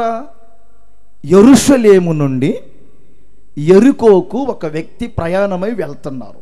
చాలా జాగ్రత్తగా వినాలి. దొంగల చేతుల్లో పడి దెబ్బలు తిని వస్త్రహీనుడై కొర ప్రాణముతో పెనుగులాడుతూ ఉన్నాడు. ఆ పడిపోయిన వ్యక్తి దగ్గరకు 3 వచ్చారు, 3 గ్రూపులు. ఆ 3 గ్రూపుల యొక్క స్వభావాలు ఏమిటి? ఒక వ్యక్తి ఏమండి మొదటగా ఆ వ్యక్తి దగ్గరకు వచ్చిన వ్యక్తి ఎవరంటే దొంగలు, దోచుకొని పోవటానికి వచ్చారు. రెండవది లేవీలు, యాజకులు. మూడవది వినాలి, సమరయుడు. మొదట ఆ వ్యక్తి దగ్గరకు వచ్చింది దొంగలు, రెండవది యాజకుడు లేవీయుడు, మూడవది సమరయుడు. దొంగల స్వభావం ఏంటి? యేసుక్రీస్తు ఆ చరిత్ర చెప్పేటప్పుడు ఎవరికి ప్రాధాన్యత ఇచ్చారు? 27వ వాక్యములో ఉన్నటువంటి ఆ మాటను కొరకు ఆయన ఇంత చరిత్ర చెప్పవలసిన అవసరం ఉంది. 3 మాటలు టకటక చెప్తాను, మీరు కూడా టకటక అనేయండి. మీకు 4 తిరగకపోతే ఇంటికి వెళ్ళి ప్రాక్టీస్ చేయండి, రేపు సాయంకాలానికి రెడీ అవ్వండి. దొంగల స్వభావం ఏమిటంటే నీది నాది అంటున్నాడు. అనండి మీరందరూ గట్టిగా. అంటే ఇప్పుడు ఇది తీసుకుంటారు మీరు, ఆయన స్వభావం అది. చెప్పండి అందరు మీరు కూడా అనండి. అబ్బా అంతేనా, నీది అది దొంగల స్వభావం. నీది నాది, వాడి వాటా నాకు కావాలి, వాడు సింహాసనం నాకు కావాలి, నేనే సీఎంనైతేనా, నేనే పిఎంనైతే. అబ్బో మనోళ్ళకి ఒకసారి కారులో పెట్రోల్ పోసుకునే గతి కూడా ఉండదు. కానీ చూసి అబ్బా ఆ కారు నాకు ఉంటేనా అంటాడు.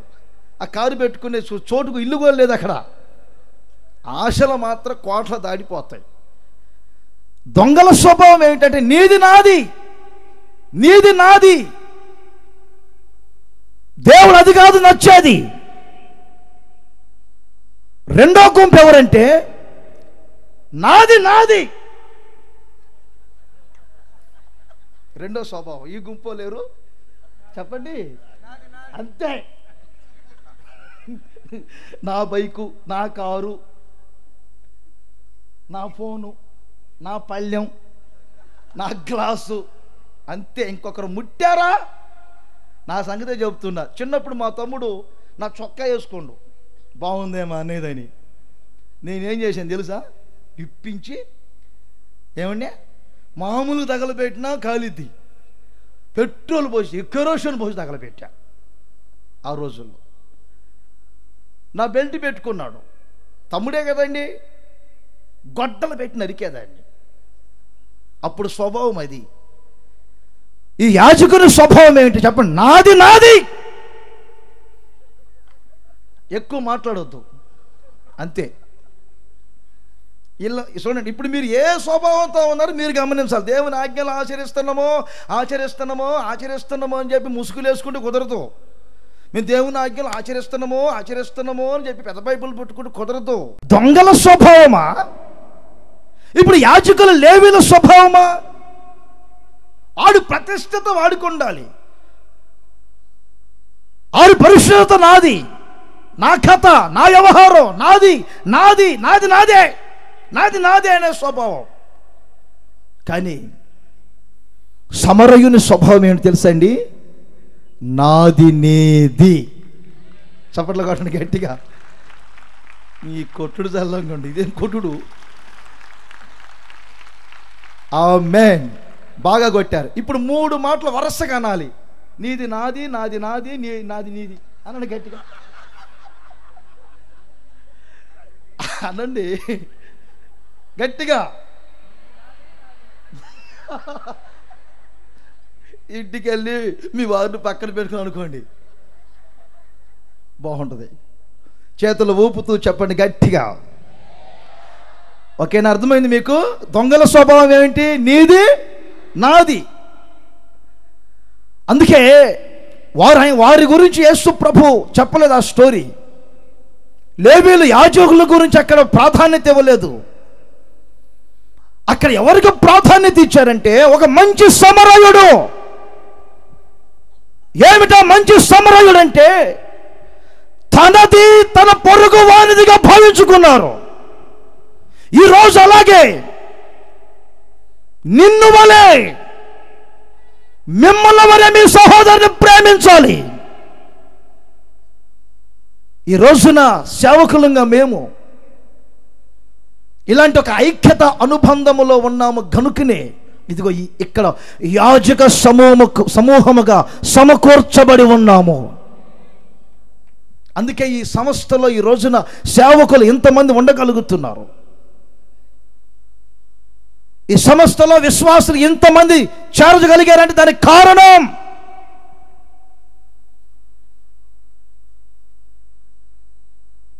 ఓ బావిలో ఉన్న కప్పల్లాగా ఉండేది కాదు పరిచర్య. సముద్రమంతా విశాలముగా ఉండేది పరిచర్య. నా ప్రియమైన సహోదరులారా, ఇప్పుడు దేవుని ప్రేమించే మనస్సు ఉందా మొదటిగా. రెండవది మిమ్మల్ని వలె మీ పొరుగు వారిని ప్రేమించే స్వభావం ఉన్నదా? ఒక మాట చెప్తా వినండి. ఒక ఊరిలో పేద విధవరాలు ఉందండి. ఎవరో పరిగెత్తుకుంటూ వచ్చి నీ కుమారుడు చెరువులో పడ్డాడమ్మా, మునిగిపోయాడని చెప్పారు. పరిగెత్తుకుంటా ఆ ఊర్లో ఒక చిన్న పాస్టర్ గారు ఉంటే ఆ పాస్టర్ గారి దగ్గరికి వెళ్ళారు. ఎందుకంటే ఆ ఊరంతట్లో ఈత కొట్టగలిగిన వ్యక్తి ఆ వ్యక్తే. అయ్యా అయ్యా, నా కుమారుడు చెరువులో పడ్డాడంట, కొట్టుకులాడుతున్నాడంట, అయ్యా నీళ్ళు త్రాగుతున్నారయ్యా, త్వరగా అయ్యా అయ్యా రక్షించయ్యా అంటే ప్రార్థనలో ఉన్న నాగమ్మ, అయ్యా వాడు కొట్టుకుని పోతున్నాయ్యా, చచ్చిపోతున్నాయ్యా, ఒక్కడే కొడుకయ్యా, పేద విధవరాలయ్యా రాయ్యా అంటే, ఆగమ్మా కొడుకుని పెంచుకునే విధానం తెలియాలా, పద్ధతులు తెలియాలా, అప్పుడండి ఉపదేశం చెప్పేది. అక్కడేం ప్రాణం పోతుంటే ఇక్కడ ఉపదేశం చెప్తున్నాడు. అయ్యా కాదయ్యా అని తర్వాత చెప్తుగాని అయ్యా ఆదివారం వచ్చినప్పుడు రాయ్యా అంటే క్రమంగా పెంచుకోవాలి అవును అని ఎవరు మాటలని మాట్లాడాడు. డ్రెస్ వేసుకొని వచ్చేసరికి అరగంట అయింది. మొత్తం మీద దిగాడు. లేదమ్మా దొరకలేదు, కొంచెం దిగి చూడయ్యా, ఆ శవాన్ని చూసుకుంటాను. మొత్తం మీద దిగాడు, లోపలికి వెళ్ళాడు, దొరికింది. ఆ శవం మొత్తం బురదైపోయింది. తీసుకొచ్చి ఒడ్డును పడేశాడు. నీ కర్మ, చచ్చాడు, చూసుకోపో, క్రమంగా పెంచుకోవాలి. అటు వెళ్తా ఉంటే ఒక వ్యక్తి ఒక బిందె నీళ్ళు తెచ్చాడు, ముఖం మీద కొట్టగాని పేద విధవరాలన్నదంట. పాస్టర్ గారు ఏంటమ్మా మళ్ళీ అంటే, చచ్చిపోయింది నా కొడుకు కదయ్యా, నీ కొడుకు, తెలియక నా కొడుకు అని చెప్పారయ్యా, నీ కొడుకు. నిన్ను వలే నీ పొరుగు వారిని ప్రేమించాలనే ఒక్క మాటలో నేను వ్యాసం చెప్పినట్టు ఏం చెప్పట్లేదు. నా కొడుకు అని కళ్ళని కన్నీళ్ళు పెట్టి ఏడ్చి నా కొడుకు అని చెప్పలేదే. ముందే వచ్చినట్లయితే ఈ రోజున ప్రమాదం జరిగేది కా. మానవ జీవితంలో ఈ రోజున మీ కుటుంబ వ్యవస్థలో, మీ భక్తి రంగములో ఎలా నడిపించబడుతున్నారు? యేసుక్రీస్తు ఇచ్చిన ఆ 2 ఆజ్ఞలకు ఎంత ప్రాధాన్యత ఇస్తున్నారు? ఎగిరెగిరి ప్రసంగాలు చేయటం కాదు, మీరు ఎగిరెగిరి చప్పట్లు కొడటమే కాదు. క్రైస్తవ జీవితంలో, ఒక సంఘములో, పద్ధతుల్లో దేవుని పూర్ణ మనసుతో ప్రేమించాలా?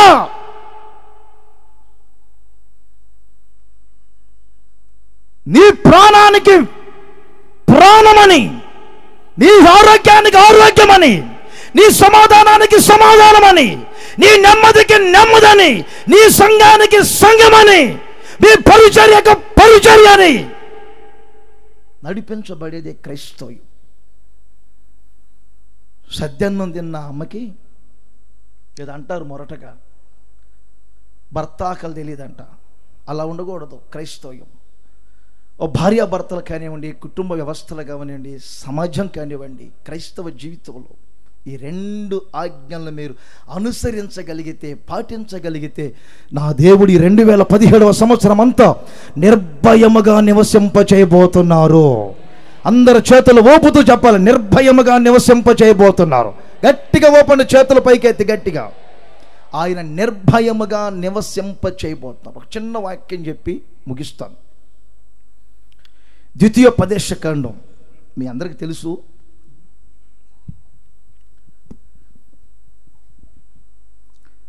33వ అధ్యాయం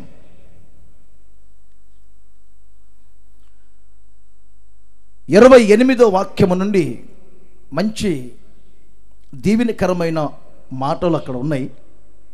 చాలాసార్లు మనం బైబిల్లో చదువుకుంటున్నాం.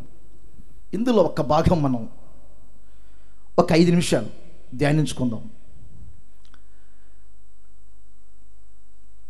ద్వితీయోపదేశకాండం 33:20. ఇశ్రాయేలు నిర్భయముగా నివసించును. ఇశ్రాయేలు నిర్భయముగా నివసించును. యాకోబు ఓట. ఎందుకు ఆయన నిర్భయముగా నివసించును అనేది కూడా క్రింద కొన్ని మాటలు ఉన్నాయి. ఎన్నిసార్లు మనం చదువుకుంటున్నాం, మరొకసారి విందాం. ఇశ్రాయేలు నిర్భయముగా నివసించును. యాకోబు ఓట ప్రత్యేకింపబడును. అక్కడ 2 పేర్లు లిఖించాడు చూడండి. యాకోబు పేరే ఇశ్రాయేల్, ఇశ్రాయేలు పేరే ముందు పేరు యాకోబు. ఆయన యాకోబుగా ఉన్నంత కాలం తన జీవితంలో నిర్భయములే. ఇంట్లో పోరాటాలే. ఏ రోజు ఇంట్లో తల్లిదండ్రుల ద్వారా, తన సహోదరుల ద్వారా తను నిర్భయముగా జీవించిన రోజు ఎక్కడ కనపడుతుందండి? తన మేనమామ ఇంటికి వెళ్ళారు, 20 సంవత్సరాలు గడిపారు.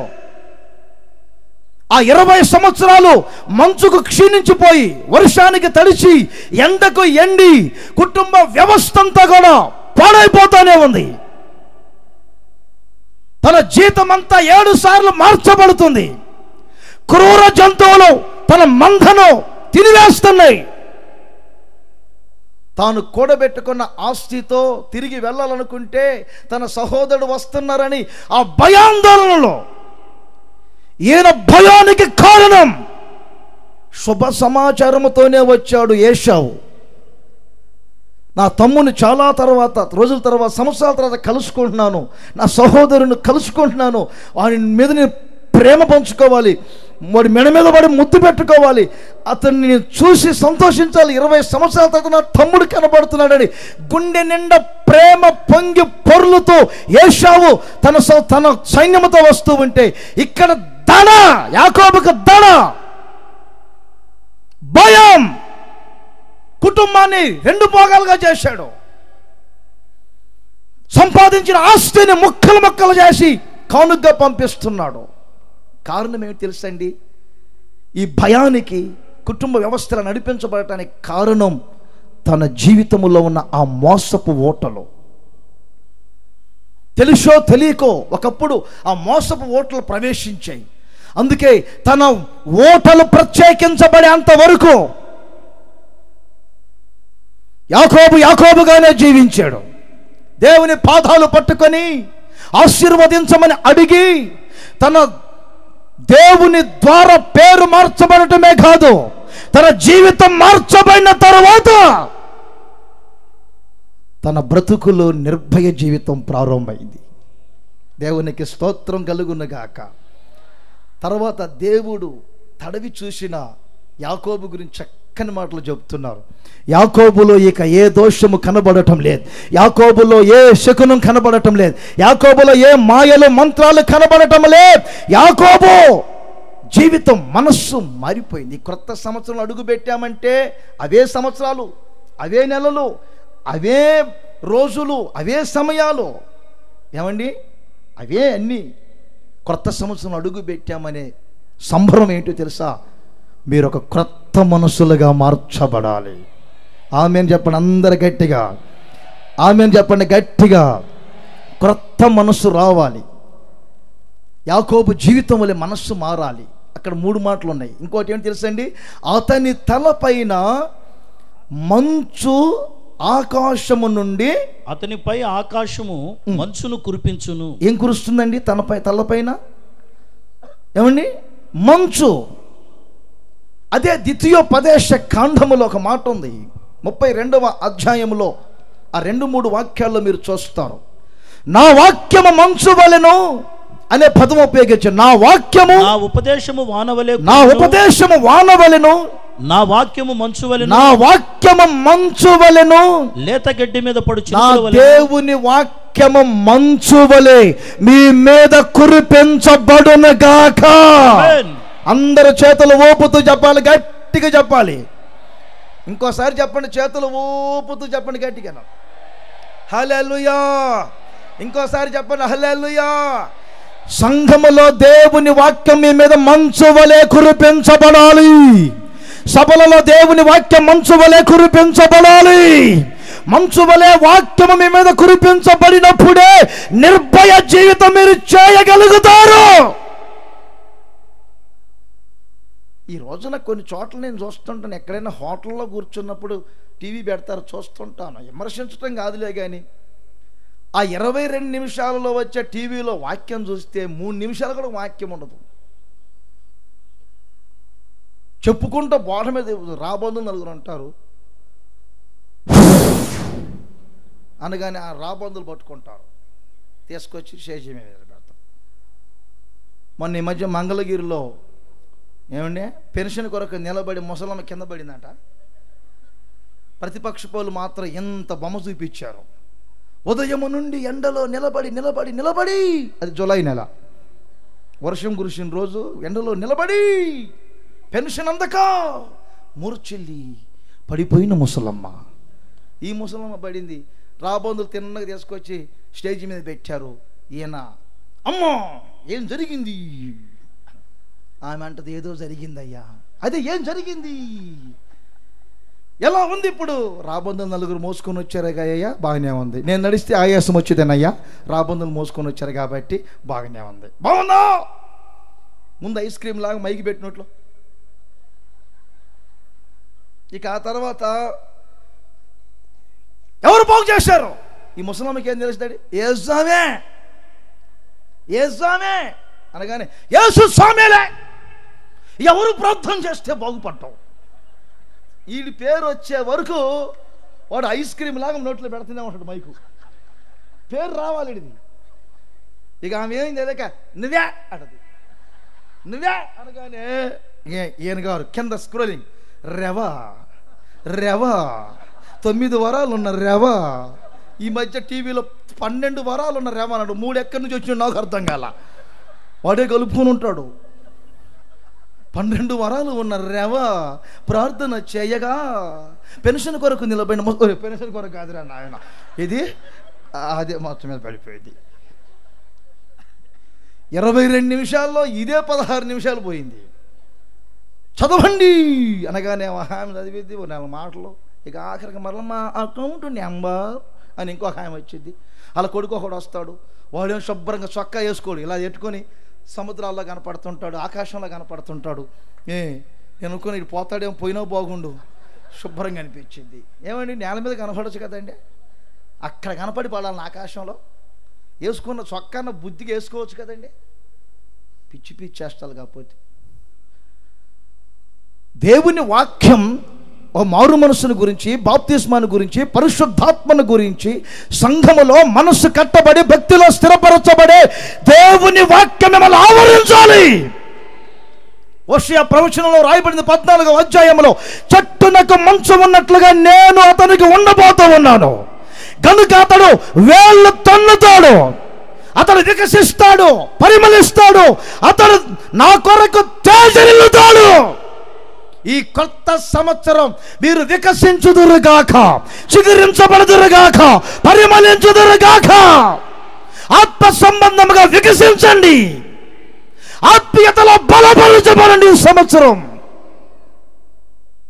దేవుని వాక్యం మంచు వలె మీ మీద కురిస్తే, ఎక్కడ దేవుని వాక్యం మంచు వలె మీ మీద కురుస్తుందో అక్కడ ఉండాలి. అదే నిర్భయ జీవితం. దేవుని వాక్యం లేకుండా ఉన్న చోట మీకు నిర్భయం లే. ఆఖరిగా ఇంకొక మాట ఉంది అక్కడే. అతని నిర్భయ జీవితానికి మరొక అర్థమేమిటి తెలుసండి? అతడు ధాన్యము ద్రాక్ష రసము గల దేశములో నివసించుచున్నాడు. ధాన్యము ద్రాక్షారసము గల సంఘములో నివసించుచున్నాడు. ధాన్యము ద్రాక్షారసము గల సంఘములో నివసించుచున్నాడు. వాక్యములో 2 భాగాలు ఉంటాయి. మంచు వేరు, వర్షం వేరు. అందుకే అక్కడ వాక్యాన్ని 2 విధాలుగా పోల్చారు. ఒకటి వాక్యము, రెండవది ఉపదేశం. వాక్యం వేరు, ఉపదేశం వేరు. ఒక మాట చెప్పి ముగిస్తున్నాను. దైవజనుడు కూడా బోధించేటప్పుడు సంఘానికి పాలతో మిమ్మల్ని పోషించాను. ప్రాథమిక స్థితిలో ఉన్నప్పుడు, ప్రాథమిక పాఠాలు మీరు నేర్చుకునేటప్పుడు నేను మిమ్మల్ని పాలతో పెంచాను. ఆత్మీయతలో కొంచెం ఎదిగే కొలది ఆహారముతో పెంచుచున్నాను. ధాన్యం అంటే లోతైన ఉపదేశాలతో పెంచబడాలి. దేవునికి స్తోత్రము కలుగునుగాక. అందరు చేతులు ఊపుతూ చెప్పండి గట్టిగా. ఓసన్న మినిస్ట్రీ పాటలు కూడా లోతైన ఉపదేశాలతో ఇమిడి ఉండే పాటలు. ఆమేన్ చెప్పండి గట్టిగా. దేవుని వాక్యము లోతైన ఉపదేశాలు ఉండాలి. ఎప్పుడు పాలతోనే కాదు, ఉపదేశములో పెంచబడాలి. ద్రాక్షారసం అంటే పరిశుద్ధాత్ముని అనుభవాలకు సాదృశ్యం. పెంతెకోస్తు దినము రోజున అందరూ పరిశుద్ధాత్మతో నింపబడితే దైవజనుడు పేతురు అంటాడు, వీరు కొత్త తైలముతో మత్తులైన వారు కాదు, అంటే పరిశుద్ధాత్మతో నింపబడిన వారు కొత్త తైలముతో మత్తులయ్యారా అనే అనుభవం కలుగుతుంది. ప్రియ సహోదరులారా, ఈ సభలలో అద్భుతాలు, మహత్కార్యాలు, సూచక క్రియలు, శక్తిగల కార్యాలు పొందుకోవటమే కాదు, శారీరకమైన దీవెనలతో పాటు ఆత్మ సంబంధంగా కూడా మీరు బలపడాలి. ఆత్మ సంబంధంగా మీ మనస్సు కట్టబడాలి. ఒక సరైన బాప్తిస్మం పొందాలి, మారు మనసు పొందాలి, ఒక సరైన సంఘములో చేర్చబడాలి, ఒక సరైన సమర్పణ గల సేవకుల ద్వారా నడిపించబడాలి, వాక్యపు లోతుల్లోనికి వెళ్ళాలి, పరిశుద్ధాత్మతో నింపబడాలి, ఆత్మీయ అనుభవాలలో స్థిరపరచబడాలి. ఈలాగు మీరు చేయగలిగితే మీరు శారీరకముగా, ఆత్మ సంబంధంగా ఒక నిర్భయ జీవితం చేయబోతున్నారు. నిర్భయముగా నివసించబోతున్నారు. ఆమేన్. నిర్భయముగా నివసించబోతున్నారు. ఈ మాటలన్నిటినీ ప్రభు మీ హృదయములో స్థిరపరుచునుగాక. అందరూ లేచి నిలబడండి. ఈ రెండవ రాత్రి సభను ప్రార్థన చేసుకొని ముగించుకోబోతున్నాం. అందరూ లేచి నిలబడండి.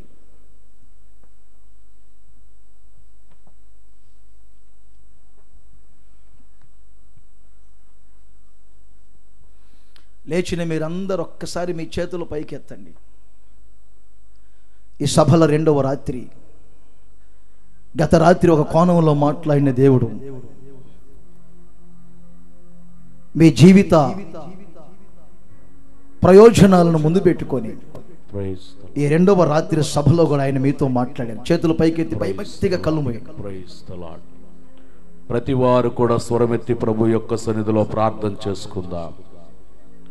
ఈ రాత్రి సర్వశక్తి కలిగినటువంటి దేవుడు తన దాసుని ముఖాంతరములో నుండి మనతో చక్కగా మాట్లాడుతూ వచ్చారు. నిర్భయముగా నివసింపజేసేదను. ఈ రాత్రి ప్రియులారా, దేవుని యొక్క శక్తిని మనం పొందుకుందాం, దేవుని యొక్క కృపను మనం పొందుకుందాం. నిర్భయముగా నివసింపజేసేదను. నీవు నిర్దోషివై సంతోషం కలిగినటువంటి వ్యక్తివిగా నీవు మార్చబడాలి. ప్రియులారా, ఈ రాత్రి దేవుని యొక్క సన్నిధిలో చేరి, అయ్యా నా జీవితంలో ఉన్నతమైనటువంటి మేలు చేయండి, నా బ్రతుకులో ఉన్నతమైనటువంటి కార్యాలు మీరు జరిగించండి, ఉన్నతమైనటువంటి క్షేమం నా జీవితంలో మీరు అనుగ్రహించండి అంటూ ప్రతి వారు కూడా ప్రభు యొక్క సన్నిధిలో ప్రార్థన చేసుకుందాం. కలవరాల మధ్యలో నడిపించబడుతున్న సహోదరుడా, భయాందోళన మధ్యలో నడిపించబడుతున్న సహోదరి, ఈ రాత్రి దేవుని యొక్క ఉపదేశాన్ని నీవు అంగీకరించు. కీడు వచ్చునన్న భయము లేక నెమ్మది నీ జీవితానికి కలుగుతూ ఉన్నది. పరిపూర్ణమైనటువంటి నెమ్మది నీ జీవితానికి కలగాలంటే ఈ రాత్రి దేవుని యొక్క సన్నిధిలో ఒక తీర్మానం మనకు అవసరమై ఉన్నది. దేవా, నా జీవితంలో క్షేమాన్ని కలుగు చేయ్యా, నా జీవితంలో నెమ్మదిని కలుగు చేయి, నేను నెమ్మదిగా బ్రతకగలిగేటట్లుగా ఈ రాత్రి లేఖన భాగాలలో నుండి మీరు హెచ్చరిక చేసిన మాటలను బట్టి స్తోత్రం అంటూ దేవుని యొక్క సన్నిధిలో ప్రార్థన చేసుకుందాం. మన జీవితంలో నెమ్మదిని మనం పొందాలి. మనము శత్రువుల చేతుల్లో నుండి విడిపింపబడుతా మన జీవిత కాలం అంతయు నిర్భయముగా జీవించగలిగేటట్లుగా దేవుని సన్నిధిలో ప్రార్థన చేసుకోగలిగితే ఏ శత్రువు కబంధ హస్తాలలో నీవు పడిపోయినా, శత్రు బంధకాలలో నలిగిపోతూ ఉన్నా, ఈ రాత్రి నీకంటూ ఒక గొప్ప విడుదలను కలుగు చేయుట కొరకు సర్వశక్తి కలిగినటువంటి దేవుడు మన మధ్యలో సంచరిస్తూ ఉన్నాడు. శత్రు చేతిలో ఉన్నటువంటి నీకు నిర్భయమైనటువంటి పరిస్థితులుండో. అందుకే ఈ సంవత్సర ప్రారంభంలో తన దాసుని నిలవబెట్టి ఏ శత్రువు చేత నీవు బాధపడుతూ ఉన్నావో, ఏ శత్రువు చేత నెమ్మది లేకుండా జీవిస్తూ ఉన్నావో, ఏ శత్రువు యొక్క తంత్రాలు నీ జీవితానికి కలవరాన్ని కలుగు చేసి నిర్భయ జీవితాన్ని లేకుండా చేస్తూ ఉన్నాయో, దేవుడు సూటిగా తేటగా ఈ యొక్క దినాన నీతో తేటగా మాట్లాడుతూ ఉన్నాడు. మన శత్రువులందరి చేతిలో నుంచి మనల్ని రక్షించి నిర్భయముగా జీవింపచేయుటకు దేవుడే తన కుమారుణ్ణి మనకు అనుగ్రహించాడు. ఆయన ద్వారా నీవు రక్షింపబడితే నీ యొక్క ప్రతి భయములో నుంచి విడుదల పొంది నిర్భయముగా నీవు జీవించగలవు. ఆయన నీ జీవితానికి మేలు చేయగలిగినటువంటి వాడు. దేవుని ఆజ్ఞను నీవు అనుసరించి నడిపించబడినట్లయితే, దేవుని ఆజ్ఞకు నీవు లోబడి జీవించినట్లయితే నిశ్చయంగా నీవు నిర్భయము కలిగి జీవించగలిగే వ్యక్తిగా మార్చబడతావు. ఆయన కట్టడలను వినాలి, ఆయన ఆజ్ఞలను అనుసరించాలి. ఆయన కట్టడలు గైకొని ఆయన పద్ధతులు అనుసరించి నడుచుకున్నప్పుడు సకాలములో దేశానికి కావలసిన దీవెనకరమైన వర్షాన్ని దేవుడు దయచేయబోతున్నాడు. భూమి పంటలు పండేటట్లు చేయబోతూ ఉన్నాడు. ద్రాక్ష చెట్లు ఫలించేటట్లుగా నా దేవుడు చేయబోతూ ఉన్నాడు. ఖడ్గము దేశములోనికి రాకుండా, దుష్ట మృగములు దేశములో లేకుండా క్షేమము కలిగి మనము నడుచుకొని నిర్భయముగా జీవించగలిగేటట్లుగా చేయబోతూ ఉన్నాడు. ఆయన ఆజ్ఞలు ఏమిటో తేటగా దేవుడు తెలియపరిచాడు. 3 విధాలుగా ఆజ్ఞల్ని ఈ రాత్రి మనకు బయలుపరిచి ఉన్నాడు. తినవద్దన్నది నువ్వు తినకూడదు అని, రెండవదిగా దేవునిని మాత్రమే నీవు ఆరాధించాలి అని, మూడవదిగా నిన్ను వలె నీవు ప్రేమించాలి అని ఆ ఆజ్ఞల్ని నువ్వు గైకొని ఈ సంవత్సర ప్రారంభంలో నడుచుకునే దానికి ఒక తీర్మానానికి రాగలిగితే నిశ్చయముగా పంట పండదనే బాధ ఉండదు, వర్షము రాదు అనేటువంటి భయం ఉండదు, శత్రువు దాడి చేస్తాడనేటువంటి కలవరము నీ జీవితంలో ఉండదు, క్షామము చేత పీడించబడతానని కలవరాల మధ్యలో నీవు నడిపించబడు. క్షేమము కలిగి ఈ సంవత్సరం అంతా ఆయన ఆజ్ఞలను అనుసరించగలిగితే నిర్భయముగా జీవించేటట్లుగా నా దేవుడు చేయబోతూ ఉన్నాడు. అలనాడు ఇశ్రాయేలుని నిర్భయముగా నివసింప చేసిన వాడు, యాకోబు ఓటును ప్రత్యేకింప చేసినటువంటి వాడు, ఈ రాత్రి ఆకాశము నుండి మంచు నీ మీద కురుస్తూ ఉన్నది. ఆకాశము నుండి మంచు నీ మీద కురుస్తూ ఉన్నది. ఆకాశపు మంచు కురుస్తూ ఉన్నది. నీ జీవితంలో అద్భుతమైనటువంటి కార్యము చేయుటకై సర్వశక్తి కలిగినటువంటి దేవుడు ఈ రాత్రి మన మధ్యలో సంచరిస్తూ ఉన్నారు. ఇశ్రాయేలు నిర్భయముగా నివసించటానికి కారణం యాకోబు ఓట ప్రత్యేకించబడింది. మోసము చేసేటువంటి స్వభావం, తనలో ఉన్నటువంటి పాత నడవడిక, పాత పరిస్థితులన్నిటిలో నుంచి ఈ రాత్రి నిన్ను నీవు ప్రత్యేకపరుచుకొని నూతన పరుచుకోగలిగితే, దాంట్లో ద్రాక్షారసములు కలిగినటువంటి దేశములో తేటగా తెలియపరిచాడు. ఉపదేశం ఉన్నటువంటి సంఘములో, పరిశుద్ధాత్మ అభిషేకం ఉన్నటువంటి సంఘములో నీవు నాటబడినటువంటి వ్యక్తివై ఉండాలి. ఆకాశము యాకోబు మీద మంచు కురిపిస్తూ ఉందట. ఆ మంచు వాక్యము అని తేటగా దేవుడు తెలియపరిచాడు. ఆ వాక్యము కలిగినటువంటి చోట నీ యొక్క ఆత్మీయ జీవితాన్ని నువ్వు నడిపించుకోగలిగితే ఈ సంవత్సరం అంతా నిర్భయముగా నివసించినట్లు ఆయన మాటలు నీ జీవితంలో, నీ వ్యాపారములో, ఉద్యోగములో, సేవా రంగములో, విద్యారంగములో, ప్రతి విషయములో నెరవేరునట్లుగా నా దేవుడు కార్యాన్ని ఇప్పుడే ప్రారంభించబోతూ ఉన్నాడు. ఆయన కార్యాన్ని ప్రారంభించబోతూ ఉన్నాడు. తీర్మానం కలిగి ఈ రాత్రి మీ కుడి హస్తానెత్తి ప్రార్థన చేసుకుంటూ ఉండండి. దైవ సేవకులకి రాత్రి ప్రార్థన చేయబోతూ ఉన్నాం. ఆయన అద్భుతమైనటువంటి కార్యాలు చేయబోతున్నారు. ప్రేమ స్వరూపి పరిశుద్ధుడా, మీకు వందనములు, స్తోత్రములు, స్తోత్రములు, స్తోత్రములు. రాజా, ప్రార్థన ఆలకించిన దేవుడివి, ఆశపడిన ప్రాణాన్ని తృప్తిపరిచిన దేవునిగా ఈ సభల 2వ రాత్రి మీరు మా మధ్యలోనికి దిగి వచ్చినందుకై మీకు స్తోత్రములు చెల్లిస్తూ ఉన్నాము తండ్రి. మీ మహా కృప చూపించి ఈ 2వ దిన సభలో మీ సన్నిధిని మాకు తోడుగా ఉంచి ప్రతి బిడ్డని మీరు దర్శించినందుకై మీకు స్తోత్రములు చెల్లిస్తూ ఉన్నాము నాయన. ప్రాముఖ్యంగా ఈ 2017వ సంవత్సరములో అడుగుపెట్టిన దినములు, రాబోయే దినాలు మా జీవితంలో ఏ విధముగా మీరు నడిపించబోతూ ఉన్నారు, ప్రవచనాత్మకంగా మీరు మా ప్రక్కన నిలిచి బలపరుస్తూ మీరు మాట్లాడినందుకై మీకు స్తోత్రములు చెల్లిస్తూ ఉన్నాము నాయన. సూటిగా తేటగా ప్రతి బిడ్డని ప్రభు మీ ప్రేమని, మీ వాత్సల్యతని, మీ కృపని, కనికరమును చూపిస్తూ మీ బిడ్డలని ధైర్యపరుస్తూ మమ్మల్ని బలపరుస్తూ మాట్లాడినందుకు మీకు స్తోత్రములు చెల్లిస్తూ ఉన్నాము నాయన. శత్రు భయము లేకుండా నిర్భయముగా ఇక మీదట మీరు జీవిస్తారు అని ప్రతి బిడ్డని ప్రభు మీరు బలపరిచినందుకు మీకు స్తోత్రం. ఈ మాటలు విశ్వసించిన వారి బ్రతుకులలో ప్రతి శత్రు కోటని కూల్చినందుకు మీకు స్తోత్రములు నాయన. బలమైన దుర్గముగా మీ బిడ్డలని స్థాపించినందుకు మీకు స్తోత్రములు చెల్లిస్తూ ఉన్నా. నా తండ్రి, శరీరానికి నీ ఆత్మకి నీ కావలసిన కృప కృప కృప ఈ రాత్రి మీరు కృమరించినందుకు మీకు స్తోత్రములు చెల్లిస్తూ ఉన్నా. నీ సన్నిధిలో ఎన్ని మేలులు ప్రభా మా బ్రతుకులలో ఆశించి ఉన్నామో, దినమునికి కాకుండా సంవత్సరమునికి కావలసిన మీ ఉపదేశపు మాటల చేత మీరు బలపరిచినందుకు మీకు స్తోత్రములు నాయన. వ్యవసాయ రంగములోను, వ్యాపార రంగములోను, సమస్త ఉద్యోగాలు, సమస్త చేతి పనులు సమస్తములోను వర్ధిల్లేటట్లుగా మీరు మా ఎదుట మీ ఆజ్ఞలని తేట తెల్లగా కనపరిచినందుకు మీకు స్తోత్రములు చెల్లిస్తూ ఉన్నా.